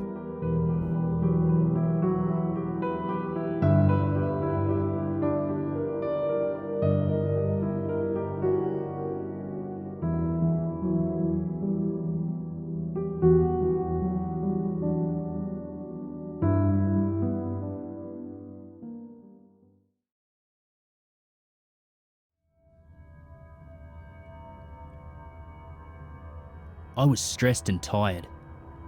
Exhausted, to be honest. Just the same way I felt when arriving home on most days. I was glad to finally be home, though. Nothing helped to relieve the stress of another long day, like making my way home to my wife and our house that we were actually able to buy together. Nothing in the world could make me happier after a long day at the office. It was always that much harder when I couldn't get home until this time. It was just about dusk, as the last few bits of pink light came down over the clouds. My ritual when I got home was to pick up the paper if it was present, like today, and stop by the mailbox before going in. I grabbed the contents without checking through them and made my way for the door, eager to finally get some relaxation. My wife was at the dinner table on her laptop. She looked up at me over her glasses and questioned me wearily. "Would you mind making dinner tonight? I have an essay due in 4 hours that I haven't even started, and work was crazy today." I gave her a kiss on the head, hugging her for a moment, and responded, "Of course, babe, as long as you're okay with burgers again." "Sounds great. I'm starving, thank you," she said. As I reached the kitchen, I started to look through the mail. Mostly junk and a few paper bills. But in the middle, I found something strange. There was a handwritten note on a folded over sheet of paper. I read it to myself as I set the rest of the junk mail down. "Hey neighbour, I don't want to put you off or come across as rude. I just thought that I would let you know that your lights in the backyard are blindingly bright. We are not able to enjoy ourselves in the backyard if those things are on, and they even bother us when we are inside. Again, I really don't want to be a bother, but I thought there might be a chance that you did not realise this was the case. Maybe there is a better solution for your lighting back there." I instantly felt terrible and handed the note over to my wife. We'd recently installed some motion sensor lights in the backyard for security. The sliding glass door always worried me, and I felt that anyone attempting to come in would be deterred by some bright lights by it. "It's from one of the neighbours behind us. I didn't realise how invasive those lights could be. I'll take them off while I grill. We can just use the lantern back there until we find something less intrusive." She nodded in agreement after going over the note. Yeah, I would hate to be a nuisance to them. Sounds like the type of neighbours that would go to the HOA also, and that's the last thing we need. I gathered everything I needed to make a couple of burgers and a screwdriver to take down the lights. I threw the burgers on the grill and cut on the lantern before making sure all the power was out to the motion lights. As I was taking the screws out, I heard what sounded like some rustling in the bushes along our back fence. I turned around for a moment, but when I couldn't see anything in the direction, I wrote it off as a squirrel or maybe even a raccoon. We had plenty of critters running around in this area. Fun to watch during the day, but they could be a little spooky at night. Before long, I had the light taken down, and the burgers were looking nice and juicy. I took them off the grill and made my way back inside, locking the door behind me. I got everything ready and brought some plates to the table with burgers and chips, with some iced tea to wash it all down. We talked about how terrible our days went and how we couldn't wait until Friday so we could finally go to the movies. We finished our dinner and had gone on talking for quite a while. When the time seemed to be slipping from us, I reminded her that she needed to get back onto her paper. She thanked me for dinner and gave me a kiss, letting me know that she would get the dishes when she was finished with her paper. I told her I would leave her to it and that I was so tired I was just going to go ahead and turn in. Once I'd taken a shower and got into bed, I was asleep after only one chapter of my book. I was having the strangest dreams until I was awoken by my wife grabbing my shoulder and speaking to me in a hushed and panicking tone. I think there's someone in the backyard. I keep hearing the weirdest noises. I was a bit skeptical, as this was not the most abnormal occurrence when it came to my wife. Anything could really set her off if she hadn't been sleeping enough or was really stressed out in the middle of the night. I always humoured her though, and I made my way down to the dining area by the sliding glass door with our trusty baseball bat that we kept under the bed. I peeked through the blinds first and couldn't see anything moving. It was fairly dark, so I thought I would go a step further to help ease her mind. I opened the door and stepped halfway out and called out to whatever or whoever might be out there. "Hey, anybody there?" I paused for a moment and looked around, still seeing nothing. I ducked back inside and closed the door behind me. "See? All good." I told her this, but she looked strangely unassured. After giving some shifty glances around my shoulder and into the backyard, she responded, "This was different this time, babe. I was hearing footsteps out there, right before I came to get you. I could have sworn I heard a scratching sound coming from right there on the glass door." I looked at her with a face of compassion and held her tight for a moment. "Look, I know it can get spooky up by yourself at night sometimes. Just keep the bat right here with you. I'll be able to hear you if you call me down the hall easily. Try to relax and finish up your paper though. I know this degree is really important to you." She seemed to give up and took the bat from me and nodded her head. "Yeah, it's probably nothing. Thanks for coming out and helping me feel better. Go get some rest." The next day, it was back to the old grindstone. We both got ready for work, ate a quick breakfast, before making our way up to our respected places of business. The day carried on, until I was back in the same beat-down state as the day before. That's when I got the message, as I was packing up to leave. It read, "Baby, please get home as soon as you can. I saw this video from our camera last night and I'm freaking out. I'm gonna call the police." There was a video attached to the message from our backyard camera. The night vision was turned on, and there was a man dressed all in black and wearing a mask that looked like a sheep's face. He was walking on our back patio but then ducked out of the way when the blinds were opened. After that, he popped up right in front of the camera. He made a slow and deliberate waving motion. He then held up a large butcher knife and put one finger to his mouth in a shushing motion.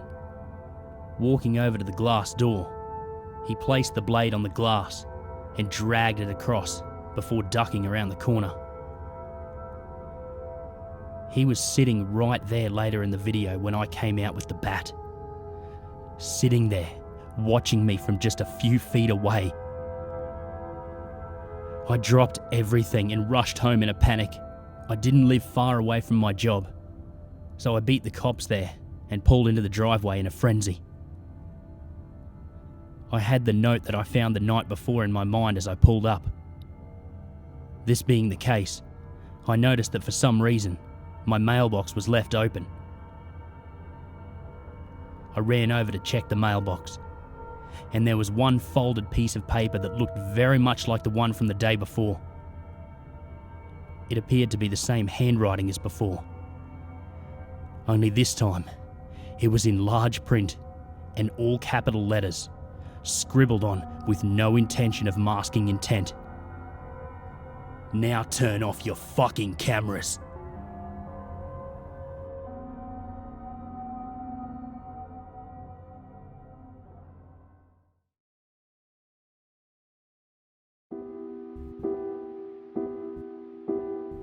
Remember that old man on the construction site in Vermilion City? He and his faithful Machop. They were flattening the ground for some mysterious construction project. They had apparently been at it for years. There's more to this tale. The story begins in Lavender Town. The Lavender Town chapter of Pokemon Red and Blue was short, but it left a profound impact on the player. Team Rocket was at it again, stealing the skulls of the Cubones in the tower. Local celebrity Mr. Fuji attempted to stop them, but was easily subdued and taken hostage. You, the valiant hero, rescued Mr. Fuji and put an end to Team Rocket's nefarious plot. The story was juvenile, but there seemed to be so much more to it. Perhaps it is the music that played. It sounds, quite simply, like fear. It lent an ambience and an intensity not present elsewhere in the game. No wonder it's recalled with such vividness by those who grew up playing it. But isn't it curious that, for a town so dedicated to preserving the resting place of Pokemon, a mere 3 years later, the tower had been replaced with a radio tower? Lavender Town had obviously changed the first time you travelled there in Gold and Silver. Aside from the aesthetic changes, the music was now light-hearted and whimsical, entirely different in mood than the previous generation. But beneath the cheerful arrangement of the music was the same haunting melody.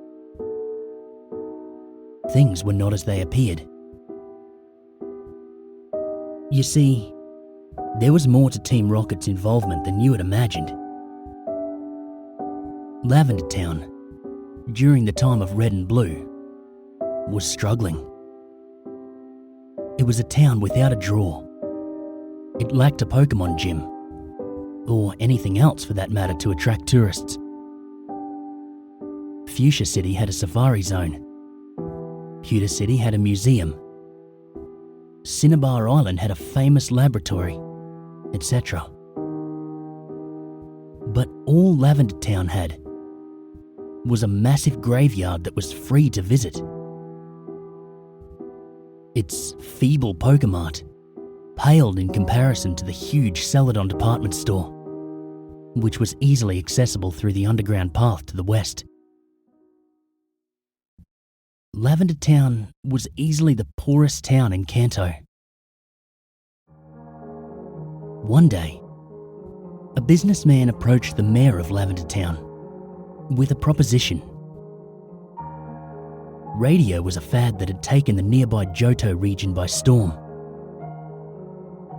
He proposed the demolition of Pokemon Tower and construction of a radio tower in its place. It would be entirely funded by the businessman's company, built at no cost to Lavender Town. The mayor realised that this would greatly upset the residents. He also realised that this was an opportunity for prosperity. The town was desperate. He accepted, even with the condition that came with the businessman's plan. You see, Cubones were indigenous to Lavender Town. Their skulls were extremely valuable on the black market. The businessman's condition was that his organisation would be allowed to hunt the Cubones.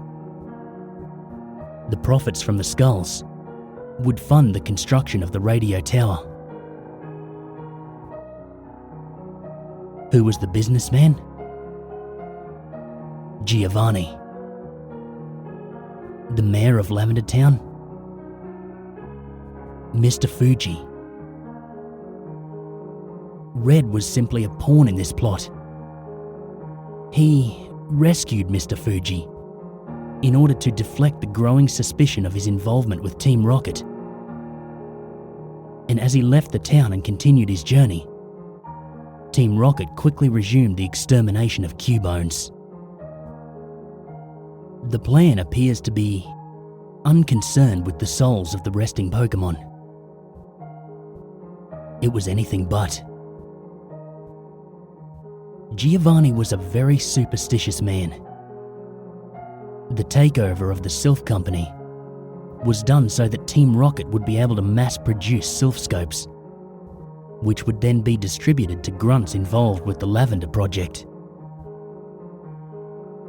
He also believed that demolishing the tower would disrupt the spirits of the Pokemon inside. So, he planned to construct a new tower. The bodies would be moved there before the demolition of the tower would take place. He knew of a place that would be perfect for his new tower. An empty hill in Vermilion City. Giovanni hired a small independent construction company to build this tower, so that people would not suspect Team Rocket's involvement. The old man's company used a Pokemon labour force, Machops. The construction was problematic. It suffered through a string of increasingly bizarre disasters. The funds originally allocated to the company were lost in a bank robbery. There were inexplicable machine failures, as well as the deaths of several Machops. Months passed, and the project still stalled, making seemingly no progress. The citizens of Vermilion, who had no idea what the construction was intended for, joked that it was cursed. This would explain the continuing tragedy that befell the Machops, whose attacks could not affect ghosts. Nonetheless, Giovanni refused to begin the construction of the radio tower until the bodies could be transferred to a new resting place. His greatest fear was disturbing the spirits. Some of his followers came to view him as delusional. He seemed to believe that the ghosts were trying to communicate with him, that he had in fact disturbed the spirits already, causing their activity in Vermilion. His defeat at the hands of Red, a 10-year-old boy, validated his apprehensions that he could no longer lead an organisation that expected him to carry out a plan that he now feared the consequences of. He relinquished his power and disappeared. The new leaders of Team Rocket shared few of his superstitions and apprehensions. The tower was demolished the next day. The construction site upon that hill remains in Vermilion City to this day. It is abandoned, a flat patch of earth, barren, except for a few tombstones under which the deceased Machops lay. The only feature that resembles the planned Pokemon Tower that never was. People that visit feel an uneasiness. Some claim to hear a faint, very sad melody. Most avoid this place, but occasionally, a traveller from Johto will unknowingly stumble upon it. They claim to see an old man and a Machop continuously stomping the ground flat for an important construction project.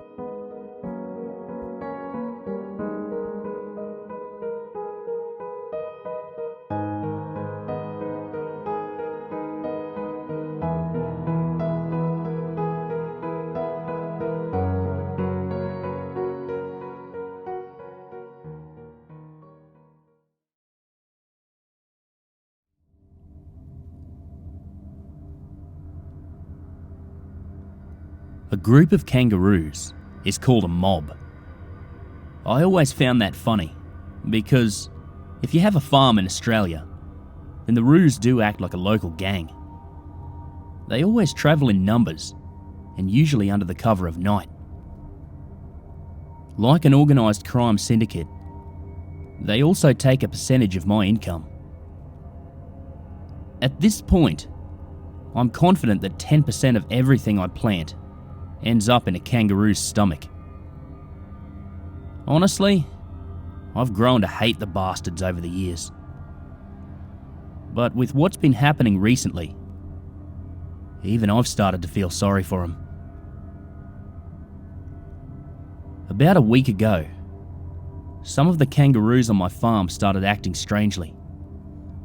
Usually, when I arrive in the morning, they all bound gracefully away, only leaving half-eaten crops behind. Recently though, I noticed that a few of them were moving sluggishly. At first I figured this was a good thing, assuming they had contracted some kind of disease from a neighbouring mob. However, when they started turning up dead, it clearly wasn't from any kind of illness. The first one I found was next to a dam, one that I'd recently dug up. It was female, and the poor girl looked like she'd been torn to shreds. She was lying on her side, facing away from me when I approached.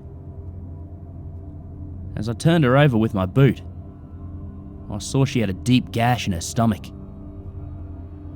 It seemed like something had torn clean through her pouch. On top of that, one of her feet and half her face had been chewed off. After that, it seemed like I was finding more every day. They were always female and had all been mauled pretty brutally. Because all the corpses showed signs of being mothers, I initially assumed that a pack of stray dogs had developed a strange taste for joeys. Whereas it was good that they were clearing out the roos, I knew if the pack got big enough, they could be much more of a problem in the long run. So 3 nights ago, I parked next to my shed and waited in the darkness with my rifle across my lap. After a few hours, Just as I was starting to get really bored, I heard splashing down by the same dam where I'd found that first body. I quietly got out of my truck and crept over, crouching next to a nearby tree. It was a cloudless night, so I could see it was a kangaroo which had been making the noise. It was standing at the edge of the dam, quietly lapping up the water. I was irritated, but decided to stick around, figuring that this might draw out the dogs. After a few minutes, ripples started to form in the center of the dam. Breathless, I watched as an enormous black head soundlessly emerged from the middle of the water. For a while, it just stared in the direction of the kangaroo, which didn't seem to notice its presence. Silently, the head started to move towards the roo. As it got close to the shore, its body started to emerge from the water. Just from seeing its head and shoulders, I could tell it would easily dwarf the kangaroo. When it was only a few meters away, the animal in the water stopped, still peering at the kangaroo. This whole time, it had been completely silent. The moon reflected in the creature's huge eyes as it glared patiently. Suddenly, the kangaroo fell onto her side. She let out a pained yelp and started to writhe in the muddy shore. Her neck craned up, and she started kicking her legs aggressively, as if she was trying to hop away. This whole time, I saw something begin to push from inside her pouch. Something was forcing its way out of her. Eventually, two sharp claws poked out from her skin. Then slowly, a head pushed through the pouch. The whole time, the creature in the water remained completely still, watching over this gruesome process. It didn't have any reaction, even as the small thing pushed its body free from the kangaroo and started hungrily chewing on her flesh. The thing, which feasted on what must have been its former host, looked exactly like the monster in the water, only much smaller. I grimaced, realizing that I was watching the end of some kind of parasitic incubation period. Disgusted and horrified, I lifted my rifle, took aim, and shot right through the little monster's skull. At the sound of the gunshot, the head in the water snapped towards me and let out a low growl. With blinding speed, it leapt from the dam and poised itself on the shore, searching for my location. Now that it was no longer submerged, I saw that the adult monster was absolutely enormous. It sat on 4 legs and was covered in sleek fur. I guessed that on 2 legs, it would easily be over 7 feet tall. When it opened its maw, revealing 4 fangs the size of my forearm, I lifted my rifle towards it. Before I could take my shot, I dropped the gun with a gasp. More heads started to appear in the water, behind the creature, probably in response to its growl. I counted at least a dozen or so before I bolted back to the truck. I haven't been back to the farm since, but I imagine that if I return, I'll miss the days when kangaroos were my biggest problem.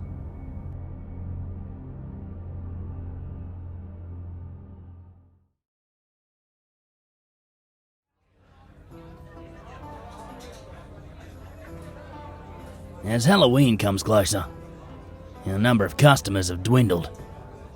Now, for the better too. You don't want to meet any of the patrons out of the workplace. Our protection policy doesn't pertain to outside the tavern. As I drove to the secluded area of the tavern, I couldn't help but think back to my run-in with the Wendigo and the Goat Man. Those two will definitely be a problem outside of work. If they find me, that is. You see, everything about the staff members' private lives is kept confidential in order to protect them outside of work, you know. So, if I were to run into any of them, well, I'm fair game. I pushed those thoughts to the back of my head though as I pulled into the employees' parking lot behind the tavern. Jake stood outside with a lit cigarette in his mouth. I greeted him and walked inside to find the tavern nearly empty.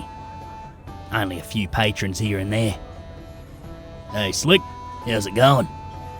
Damien asked as soon as I walked up to the bar. He leaned against the bar with a toothpick in between his index and thumb. I watched as he picked at something between his teeth with the toothpick. Going alright," I said as I rolled up my sleeves. "You know, Stacy needs some help in the kitchen. Got another body to cut up and put away. I would help, but I need to man the bar." Damien jutted his thumb over his shoulder. I looked back into the kitchen and found Stacy struggling to chop through the bone. I then looked at the tavern before I decided it was okay to leave Damien alone for a bit. Walked to the back of the kitchen. Stacy held the meat cleaver high above her head and with all of her strength brought the blade down. There was a metallic clang as the cleaver managed to cut through the ligament and bone. She wiped her brow and sighed as she went onto the shoulder. "Hey, want some help?" As she looked up and smiled before she gestured to the already mangled body. Yeah, I need some help getting through the bone. After we packaged the body parts away into the walk-in freezer, I walked back out to the bar to find a mysterious man seated there. He wore a long, oversized coat with a hat that covered the upper half of his face. He drummed his long nails against the top of the bar, and his yellow rat-like teeth clicked. "Can I help you?" Yes, I would like a Bloody Mary. Human blood, please. And the stranger squeaked out. He shivered underneath the thick winter coat, and his nose twitched as he sniffed the air. I took a glance at him every once in a while, trying to figure out what type of monster he was. It was something I've never seen before. It's a rarity to meet new monsters.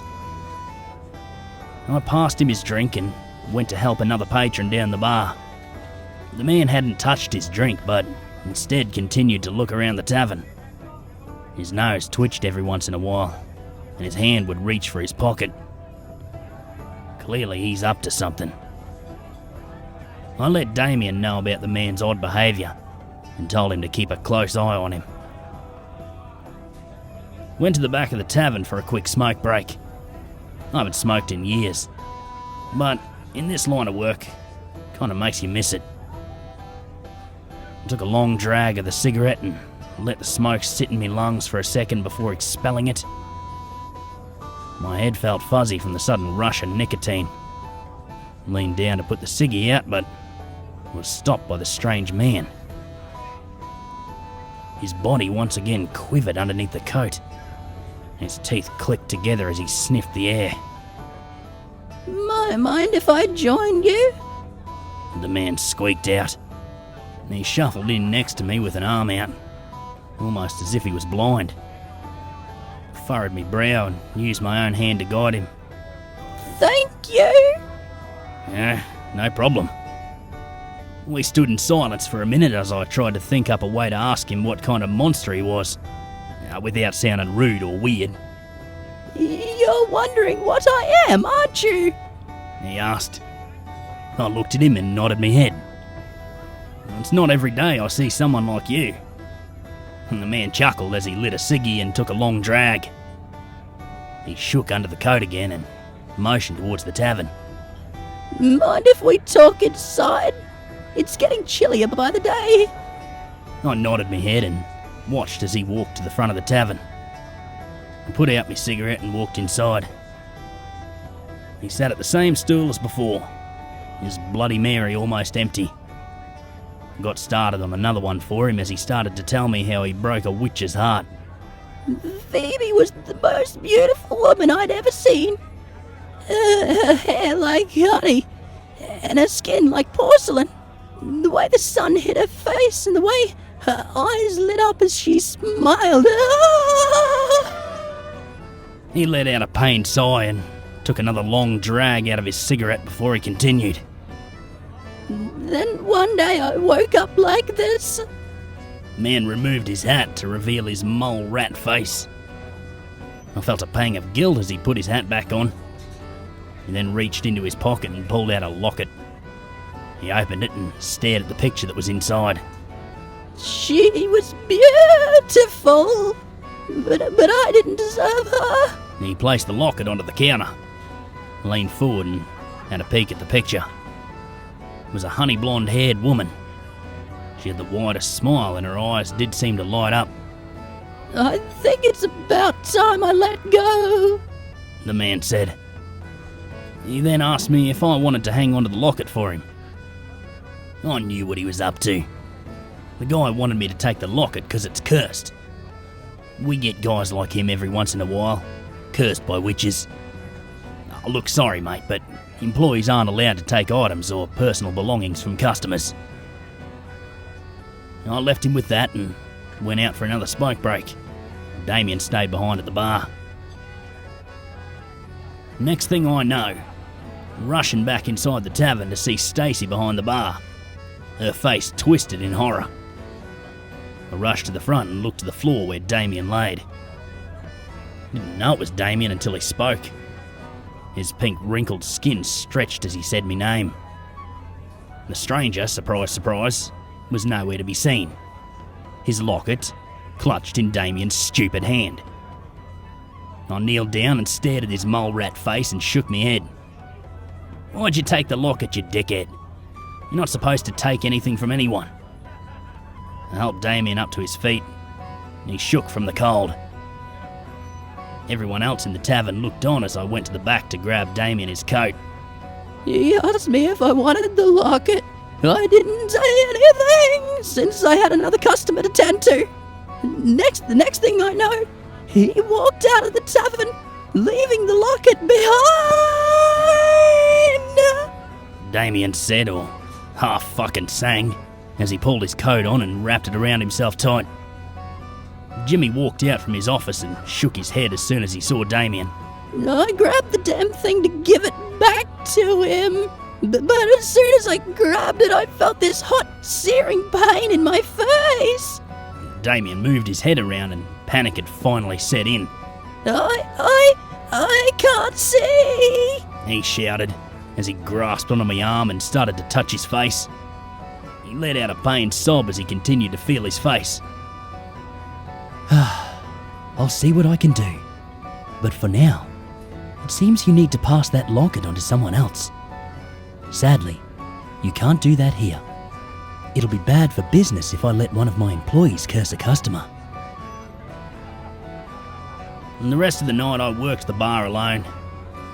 Damien quit right then and there. Never touch an object that's been left behind.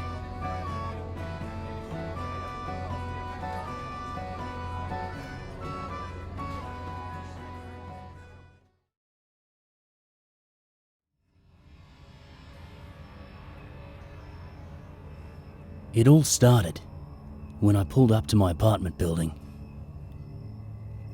My phone rang in my pocket, and I took it out to see who it was. It was an unknown number.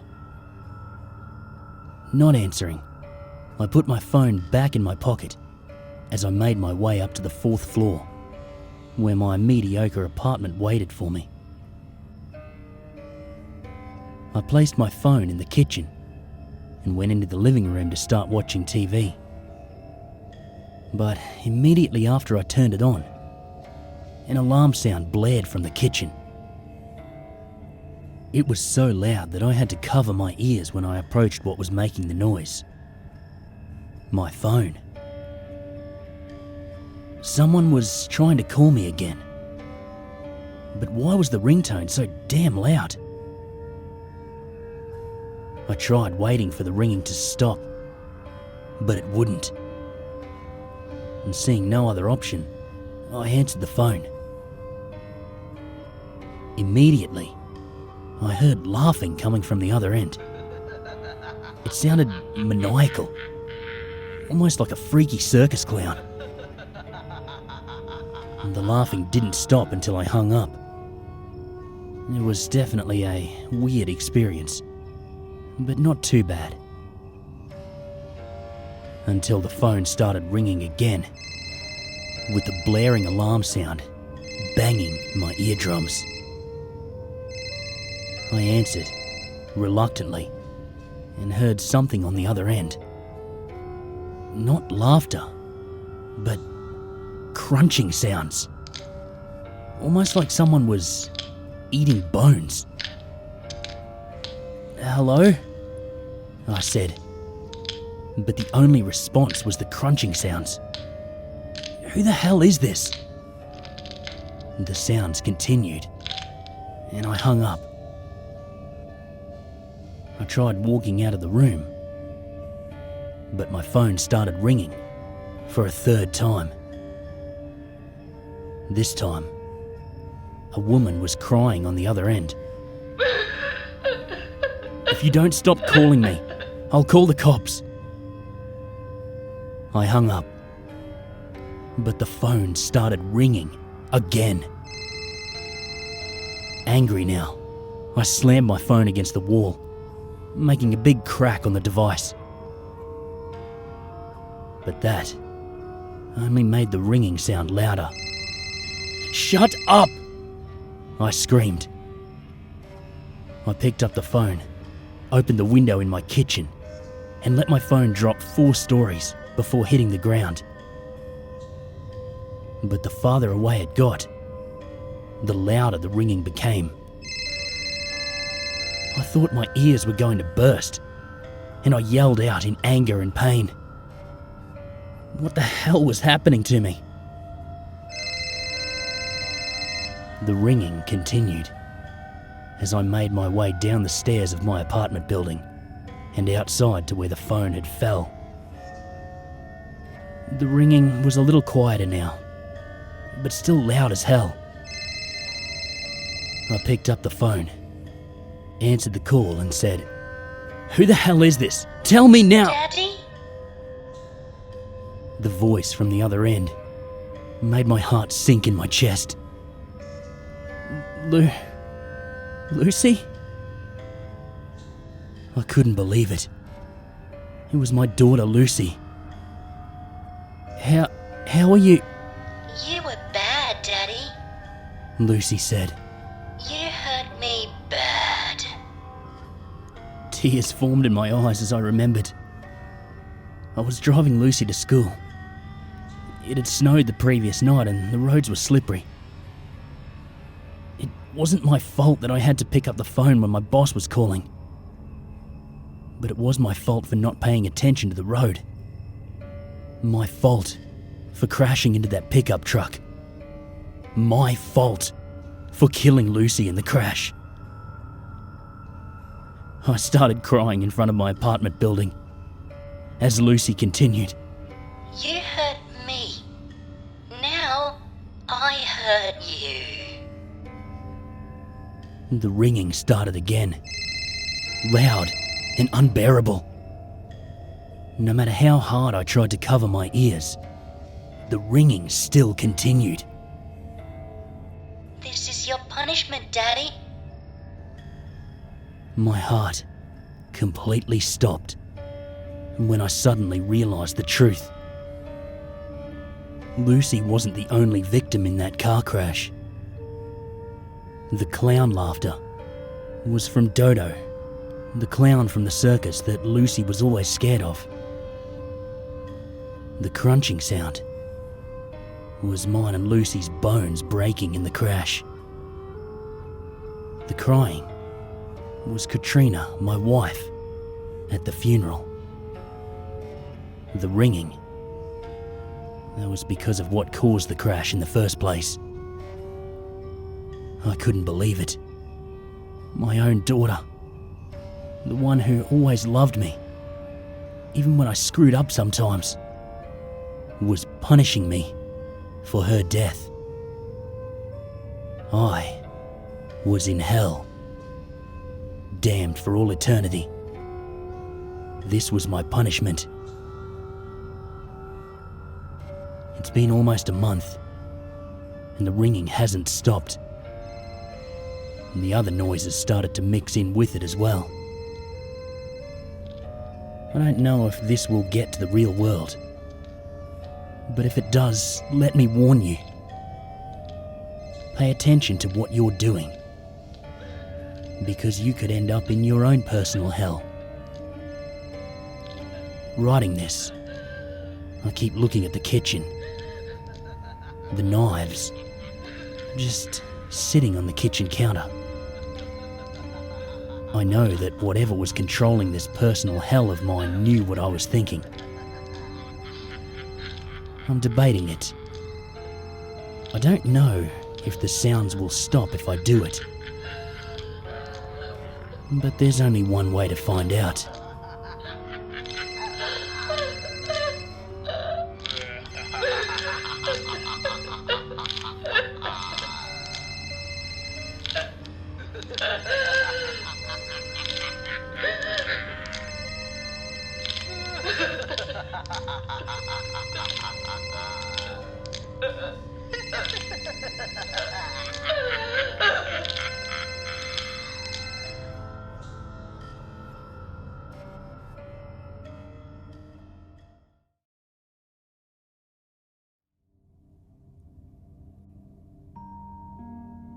I'm so happy.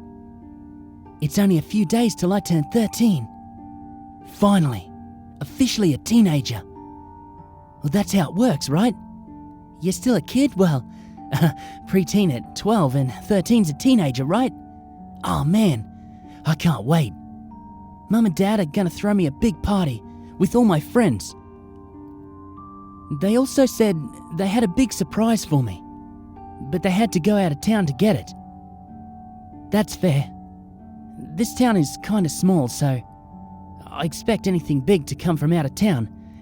No big deal. Later through the day, I saw Mum and Dad talking to some guy. He had this brown trench coat and a long white beard, and some kind of tattoo around his neck. I gave it no mind. I figured it must be just one of their friends, so I continued to spend the rest of my day as normal. The next day started off normal enough too, but today was the day Mum and Dad had to leave town to get my big surprise. I'm so excited. Only one more sleep and it's my birthday. I really want to know what the surprise is. I asked Mum, can't I just come with you? She looked at me. No, she said. You need to be here in case your friends show up for the party and we aren't back yet. I guess that made sense.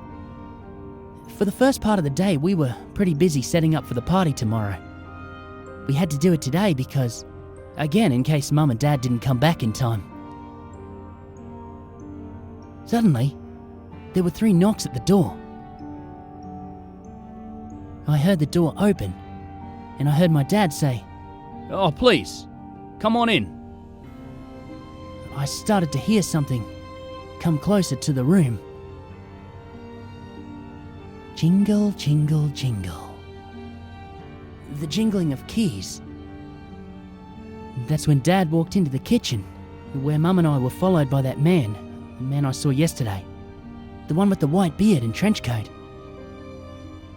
Jamie, this is our friend Willie. He's going to be your babysitter tonight. Dad said. Babysitter? Dad, I'm almost 13. Why do I need a babysitter? I'm almost a teenager, I said. Yeah, almost, but not yet. He said back to me. Dad turned to Willie and asked him if he needed a key. Willie turned and looked right at me. No, sir. I am a keyman. I have keys to everyone's house in the town. It's part of my job. I already have my own set. You can be sure if ever there's a break-in in this town, I'm the first place the police go. Yeah, they keep a very close eye on me. It's very, bothersome. But that is why I'm allowed to have all these keys, he said. Oh, alright then. Now that's kind of weird, but who am I to say what's what? Anyway, your mother and I are leaving now, Jamie. Be good for Mr. Willie. Dad said, as he and Mum grabbed their suitcases and walked out the door. After Mum and Dad left, I went and did my own thing for a while. Had some dinner that night. Takeaway pizza. It was good. Then headed to bed. I was so excited for tomorrow. I couldn't sleep. It started to get later and later. I just started to doze off. When I heard a noise, it jolted me back awake. There was a thump on the stairs. Coming up to my room. Jingle, jingle, jingle. There's that jingle of keys. Is that the man Willie I can hear saying, Hungry, hungry, hungry, hungry, hungry, hungry, hungry. I ducked down under my covers and I peeked over the top. And then the door flew open and there's Willie. Hungry. He shouts and he leaps onto my bed like some kind of creature. I struggle a bit, but I push him away. Push him right away from me as he steps. But his head, it falls off. His head fell right off. Right at what I thought was a tattoo was actually a marking on his neck where the two pieces joined. Willie's head toppled to the floor, but its insides were hollowed out, like the head was some kind of helmet. That's when I look at Willie's face, it was pale. No hair, no ears. Sunken in black eyes and a mouth that looked like it was just scribbled on. What the hell is that thing? It lifted up its hand and snapped its wrist back, moving its hand as these big long fingers came out of where the hand used to be. I ran downstairs and tried to get outside, but everything was locked. There were no keys in the house. The only keys I knew of was on that thing's belt. I could escape. I rushed to the phone, but it was dead. No dial tone at all. Needless to say, I never made it to my birthday. The very last thing I remember was that night and the jingle of those keys, while hearing the sound of something calling out. Hungry, hungry, hungry, hungry, hungry, hungry, hungry.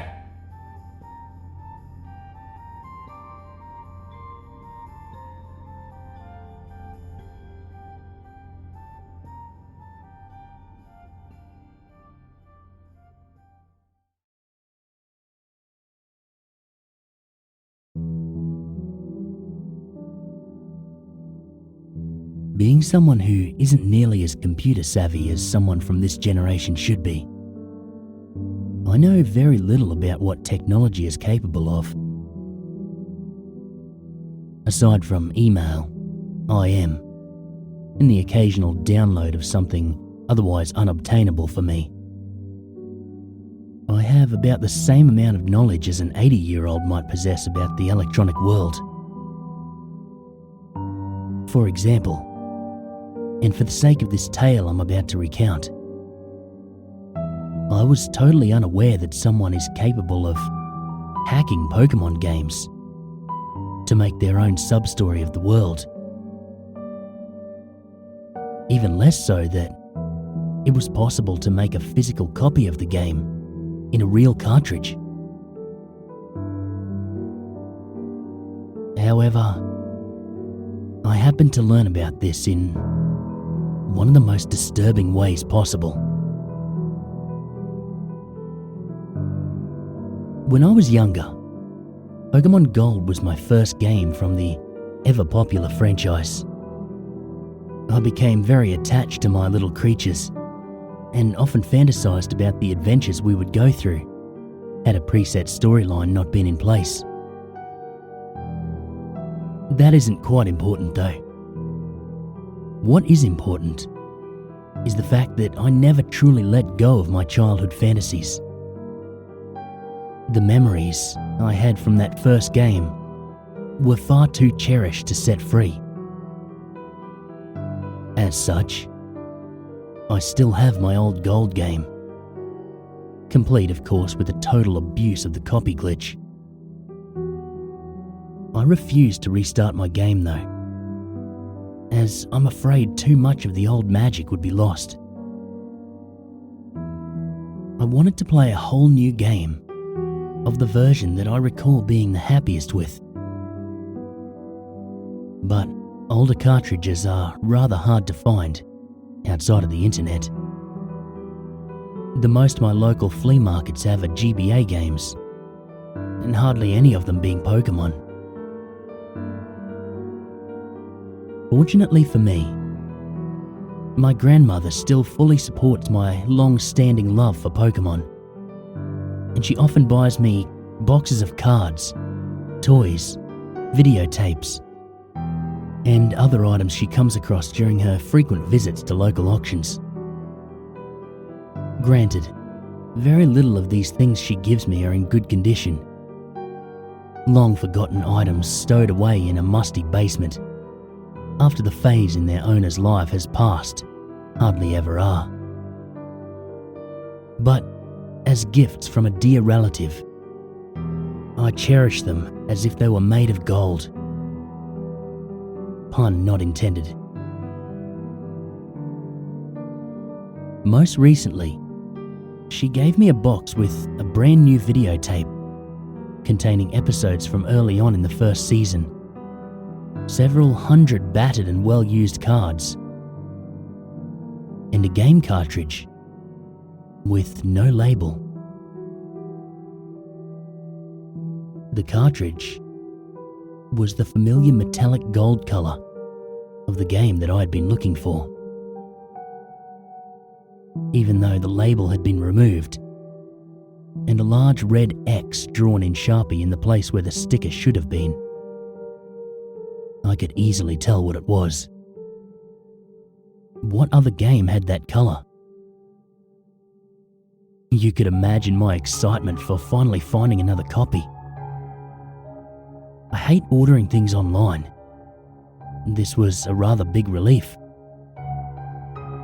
I thanked her profusely, and I promised that I would play it as soon as I got home, which I did. Getting started was difficult.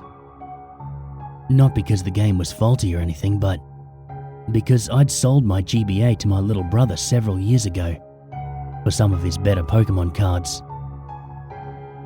Once something belongs to him, it's rather difficult to get him to lend it out to me.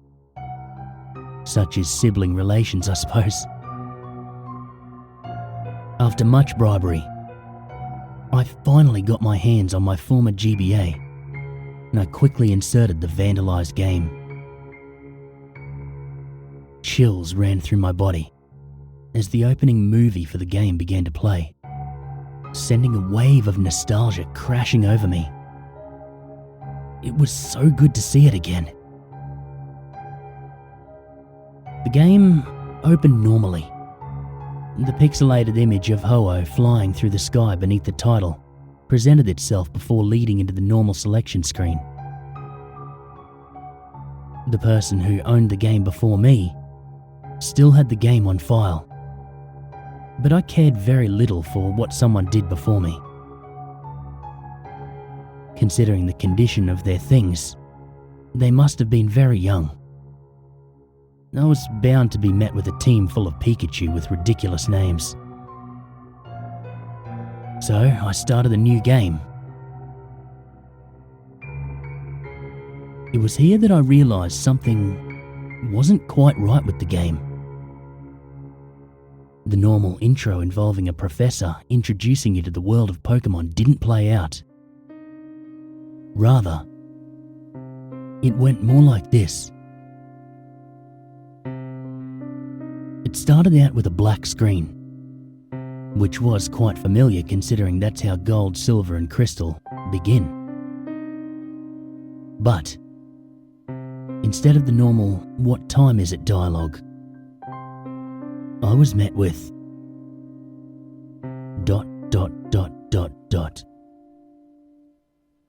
Pokemon are nothing more than tools. Use them, and then throw them away. The black screen faded away, revealing an empty area at night. I vaguely remember it being a route in an earlier part of the game, but since I've been away from the game for so long, I couldn't place it. In the silence of this scene, the sprite of your rival, henceforth noted as Silver, walked in from the left. He moved a little slower than normal, as if he were hesitant about something. Once he'd moved to the middle of the screen, he stopped and turned back to look where he'd come from, turned towards where he was going, and turned back towards where he'd came once again. For a moment, he stood there, simply staring towards the left side of the screen, before a dialogue box popped up beneath him, saying nothing more than ...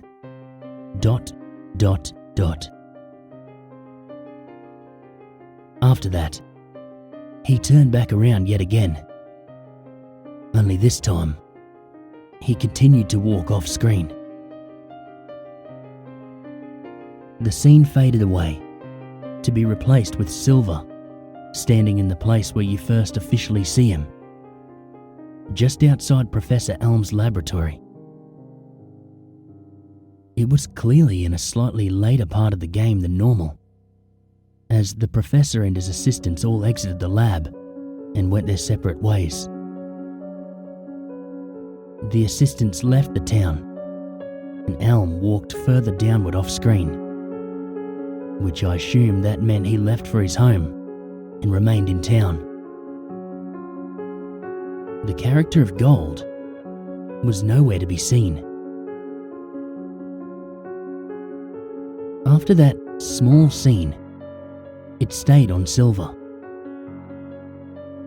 I thought the game had frozen for a minute, but I finally realised that I was able to move him. Honestly, I was a little excited. Silver was, and always has been, my favourite of the rivals. It was an interesting twist to be able to play as him. I moved him a little further downward to see if I was able to explore, but it stopped me each time I moved one step away from the front of the lab. A dialogue box popped up that said, "I can't leave yet," and it backed me up a step. I moved back up to the place he had originally been standing and moved into the window. It worked much like a door, as it allowed me to enter Professor Elm's lab. Aside from the regular equipment, bookshelves, computers, trash cans, tables, all that, the lab was empty, which was to be expected since the employees had left just a moment ago. On the table was a single Pokeball. Being without one at the moment, I walked over and took it. A dialogue box popped up and said, "Obtain Totodile." But no item get music played. Apparently stealing wasn't condoned even by the game. After pressing A, it gave me the option of naming the Pokemon. I picked yes, as I love naming these things. As it took me to the naming screen, another dialogue box popped up, interrupting the naming process. "Don't name it. You'll only get attached. Don't love it. Use it."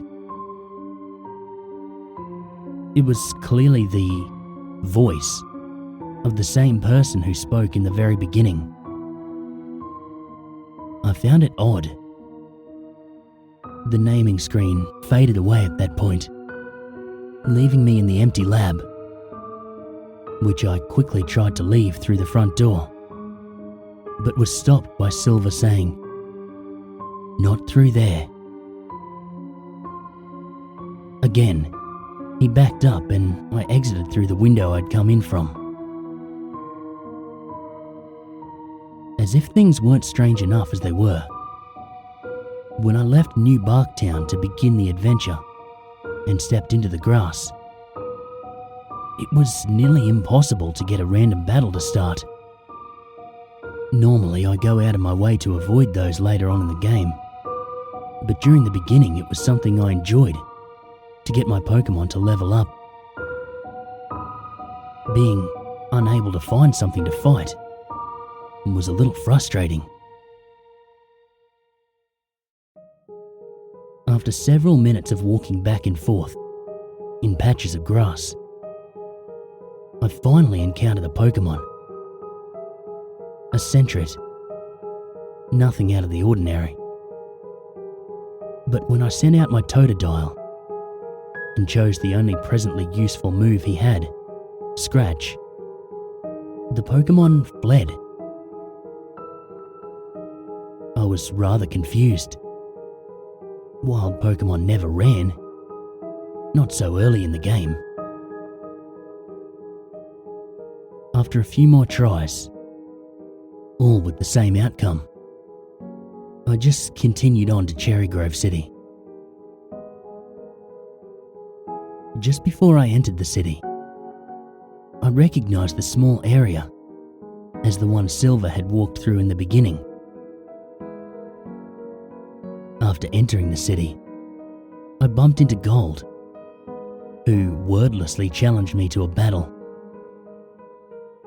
His Pokemon, a Cyndaquil, was already a slightly higher level than mine. I was stuck at level 5. He was already at level 7. And even though I had the type advantage, he beat me. Before whiting out, his sprite switched out with the Cyndaquils. He looked disappointed. After exiting the Cherry Grove Pokemon Center, I hadn't used it prior, but it was apparently the only option I had. I walked back to the place he had challenged me, only to find out I was unable to battle him at this point again. The game was getting a bit annoying by now. I had no money, Pokegear or Pokedex, and I was unable to battle wild Pokemon.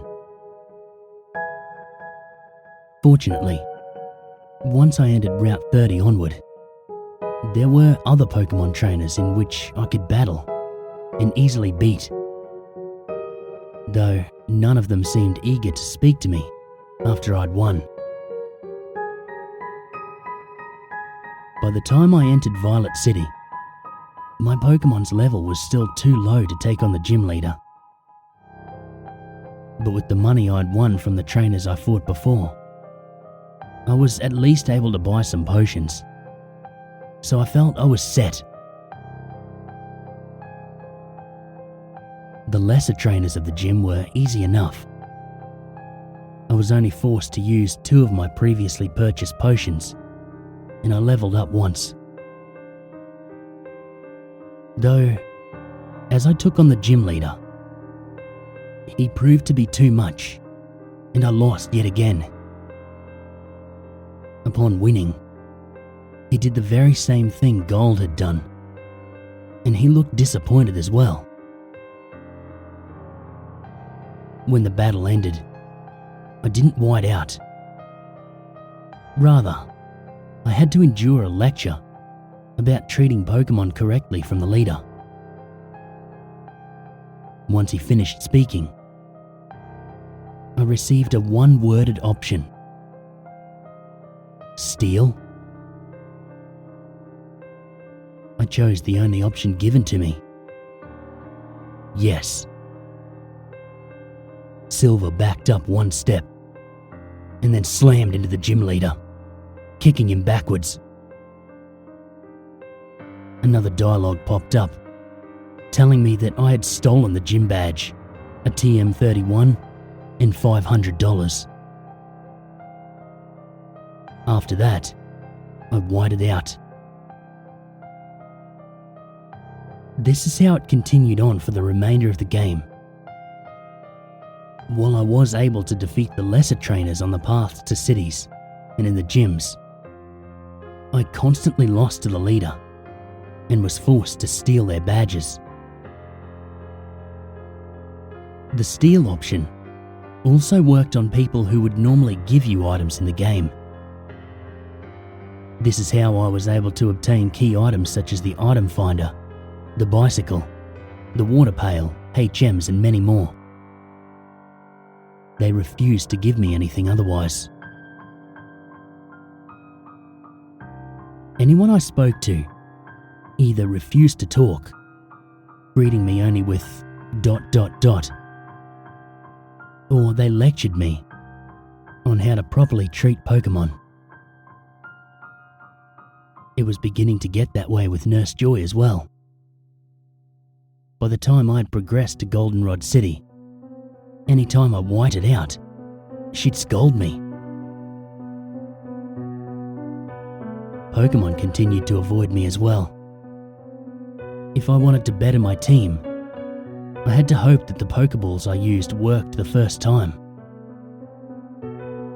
What was stranger about random battles is that even if I locked the Pokemon in battle with Mean Look, the Pokemon passed out. Literally. After my first attack of Mean Look, if I got to the first attack that is, sometimes the Pokemon had a higher speed stat than mine. Before I was able to choose another, the Pokemon would faint on its own. The dialogue box proclaimed, Pokemon forced itself to pass out, and the battle ended. The only thing that seemed to go normally for me were the battles with Team Rocket. I always won against them, and they always treated me like a punk kid getting in their way. The rest of the game, up until a certain point, isn't entirely important. Aside from win, lose, and steal, everything was more or less normal. While my Pokemon matured slowly due to frequent losses, they did grow to like me a little as I began giving them haircuts and other little things to boost our bond. The last I'd checked, the person who rated their happiness, one of the very few people who spoke to me normally, said, "It's quite cute." I know you must be thinking that this isn't disturbing at all. That I should just accept the fact that this is simply a hack, made to tell Silver's side of the story. Well, I did. And it was. But I'm not quite finished yet. Once I'd finally made it to Kanto, continuing the process of win, lose, and steal, I ventured into Viridian City. The second I stepped foot into the city, the music cut off. I thought for certain that this was simply a glitch in the programming, that I was now to walk through a soundless game.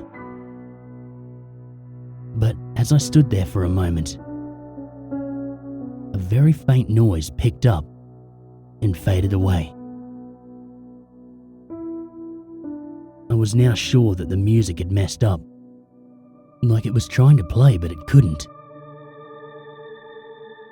But as I stepped back into the route, the one I'd just come from, the music picked up perfectly. It was only Viridian City that was silent. I was now curious. So I stepped back into the silent city and I began to explore. There was not a person in sight. No one out in the open. No one in the houses. Not even anyone in the Pokemart or Pokemon Center. The city was entirely empty. Just the silence and the occasional soft noise, which I still hadn't identified. As I walked towards the gym, the sound grew a little bit louder. I figured the noise must be coming from the inside, so I entered. There was no one there either, but that was to be expected. That gym was always empty until much later. The noise didn't play in here. It was still dead silent. I walked up to where the gym leader normally stood and, as I walked past the spot and into the wall, I do that sometimes. I like the noise. But anyway, I was transported to another room. The wall had a hidden set of stairs. This place was silent too, but that noise began to play yet again. And it was much louder this time.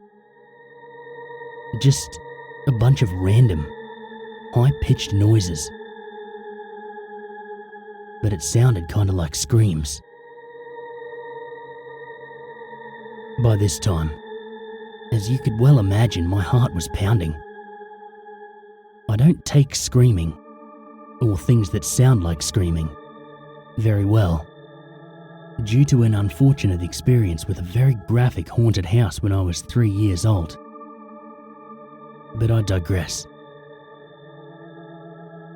Regardless of my pounding heart and shaking hands, I explored the room, which was tinted in a muted red, much like everything was in Pokemon Red version when you play it on the Game Boy Color. The room followed a sideways zigzag pattern, and the screams came at random. Some short, some long and drawn out. It sounded as if someone was being tortured.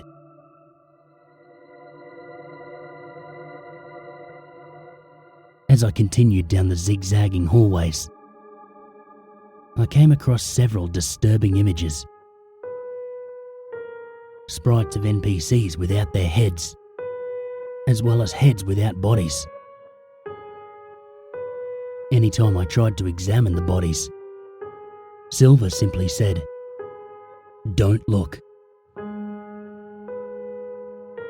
The bodies and the heads became more frequent as I went on, clogging up the hallways and leaving only a small path for me to follow.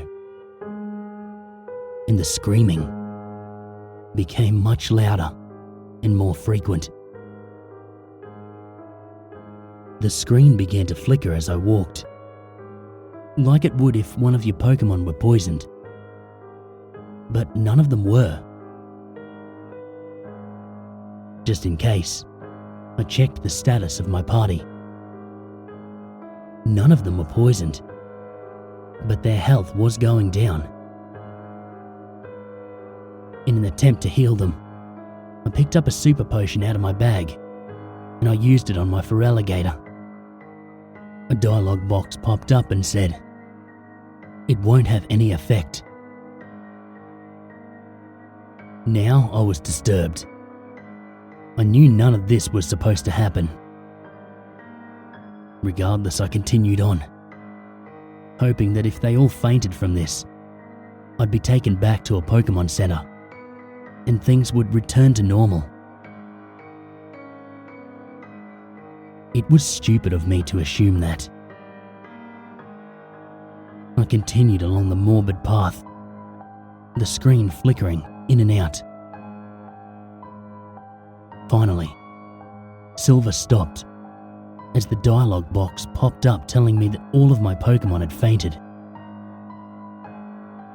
But it didn't say what I had hoped. It said, in all caps,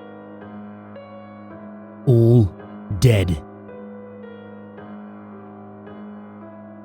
By now I wanted to cry, but I couldn't stop myself from trying to get to the end of this disturbing experience.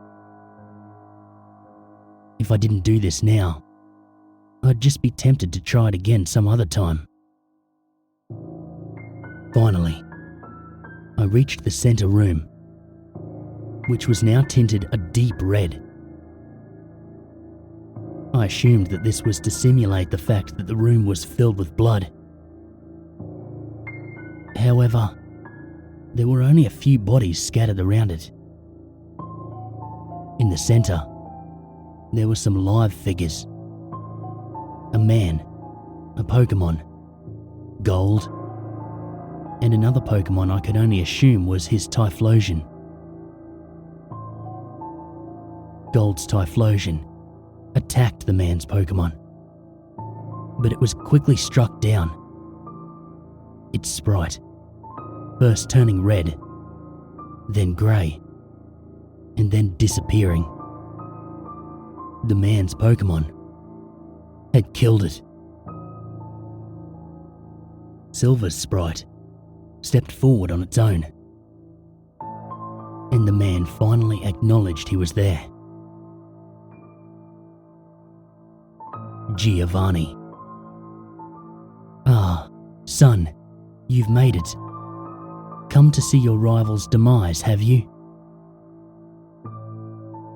This caused Gold to turn around and look at you. The only thing he said was, ...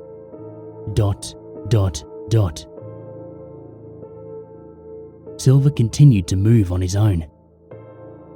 He approached the man and kicked him backwards, which obviously enraged Giovanni. "Giovanni, you're going to help him? Ha! You've become just as weak as the others.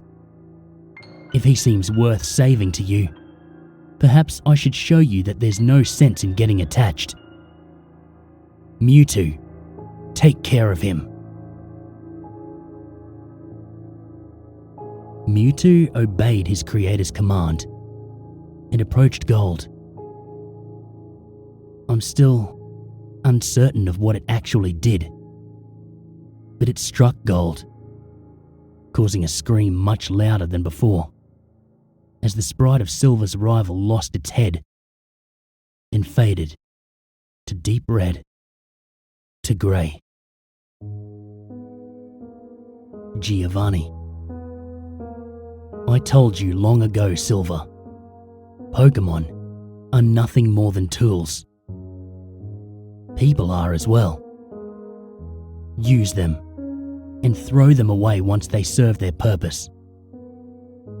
Mewtwo, kill him. The Mewtwo did not obey this time. Giovanni's words must have angered it. It turned to him and actually spoke. Mewtwo, you're no longer useful. It struck Giovanni, just like it did to Gold and Typhlosion.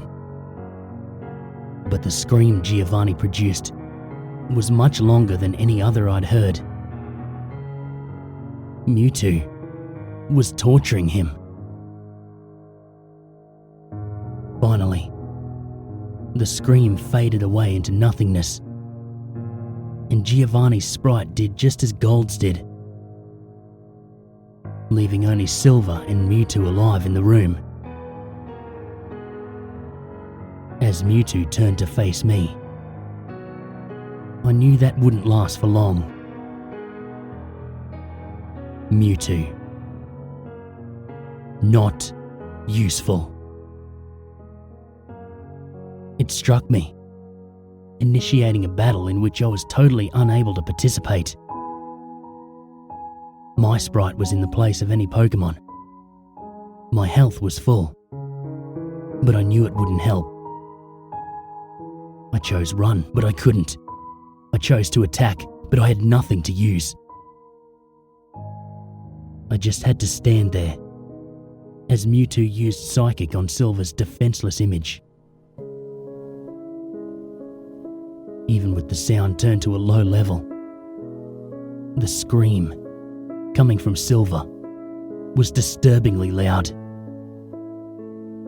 Even as the battle screen faded away, the scream lingered until Silver's sprite turned from red to grey, which I now knew symbolises the coldness of death. Silver, along with Gold, and everyone else who had been unfortunate enough to wander into this place from Viridian City, was now dead. The screen faded to black, all except for Mewtwo's sprite, which remained in the centre of the screen. My paranoid mind immediately made me think he was somehow going to turn on me next. But the word "end" simply faded in just underneath him, and the screen cut to black, taking me back to the opening sequence. I'm still unsure why this game was made, why someone just shoved it into a box to sell, and why I happened to find it. But I can assure you, I'm swearing off all randomly found games. Either it's new, or I'll never risk touching it again. The game I just described has slipped out of my possession since that first playthrough. I have no idea where it is, but I hope it's rotting in a dump somewhere.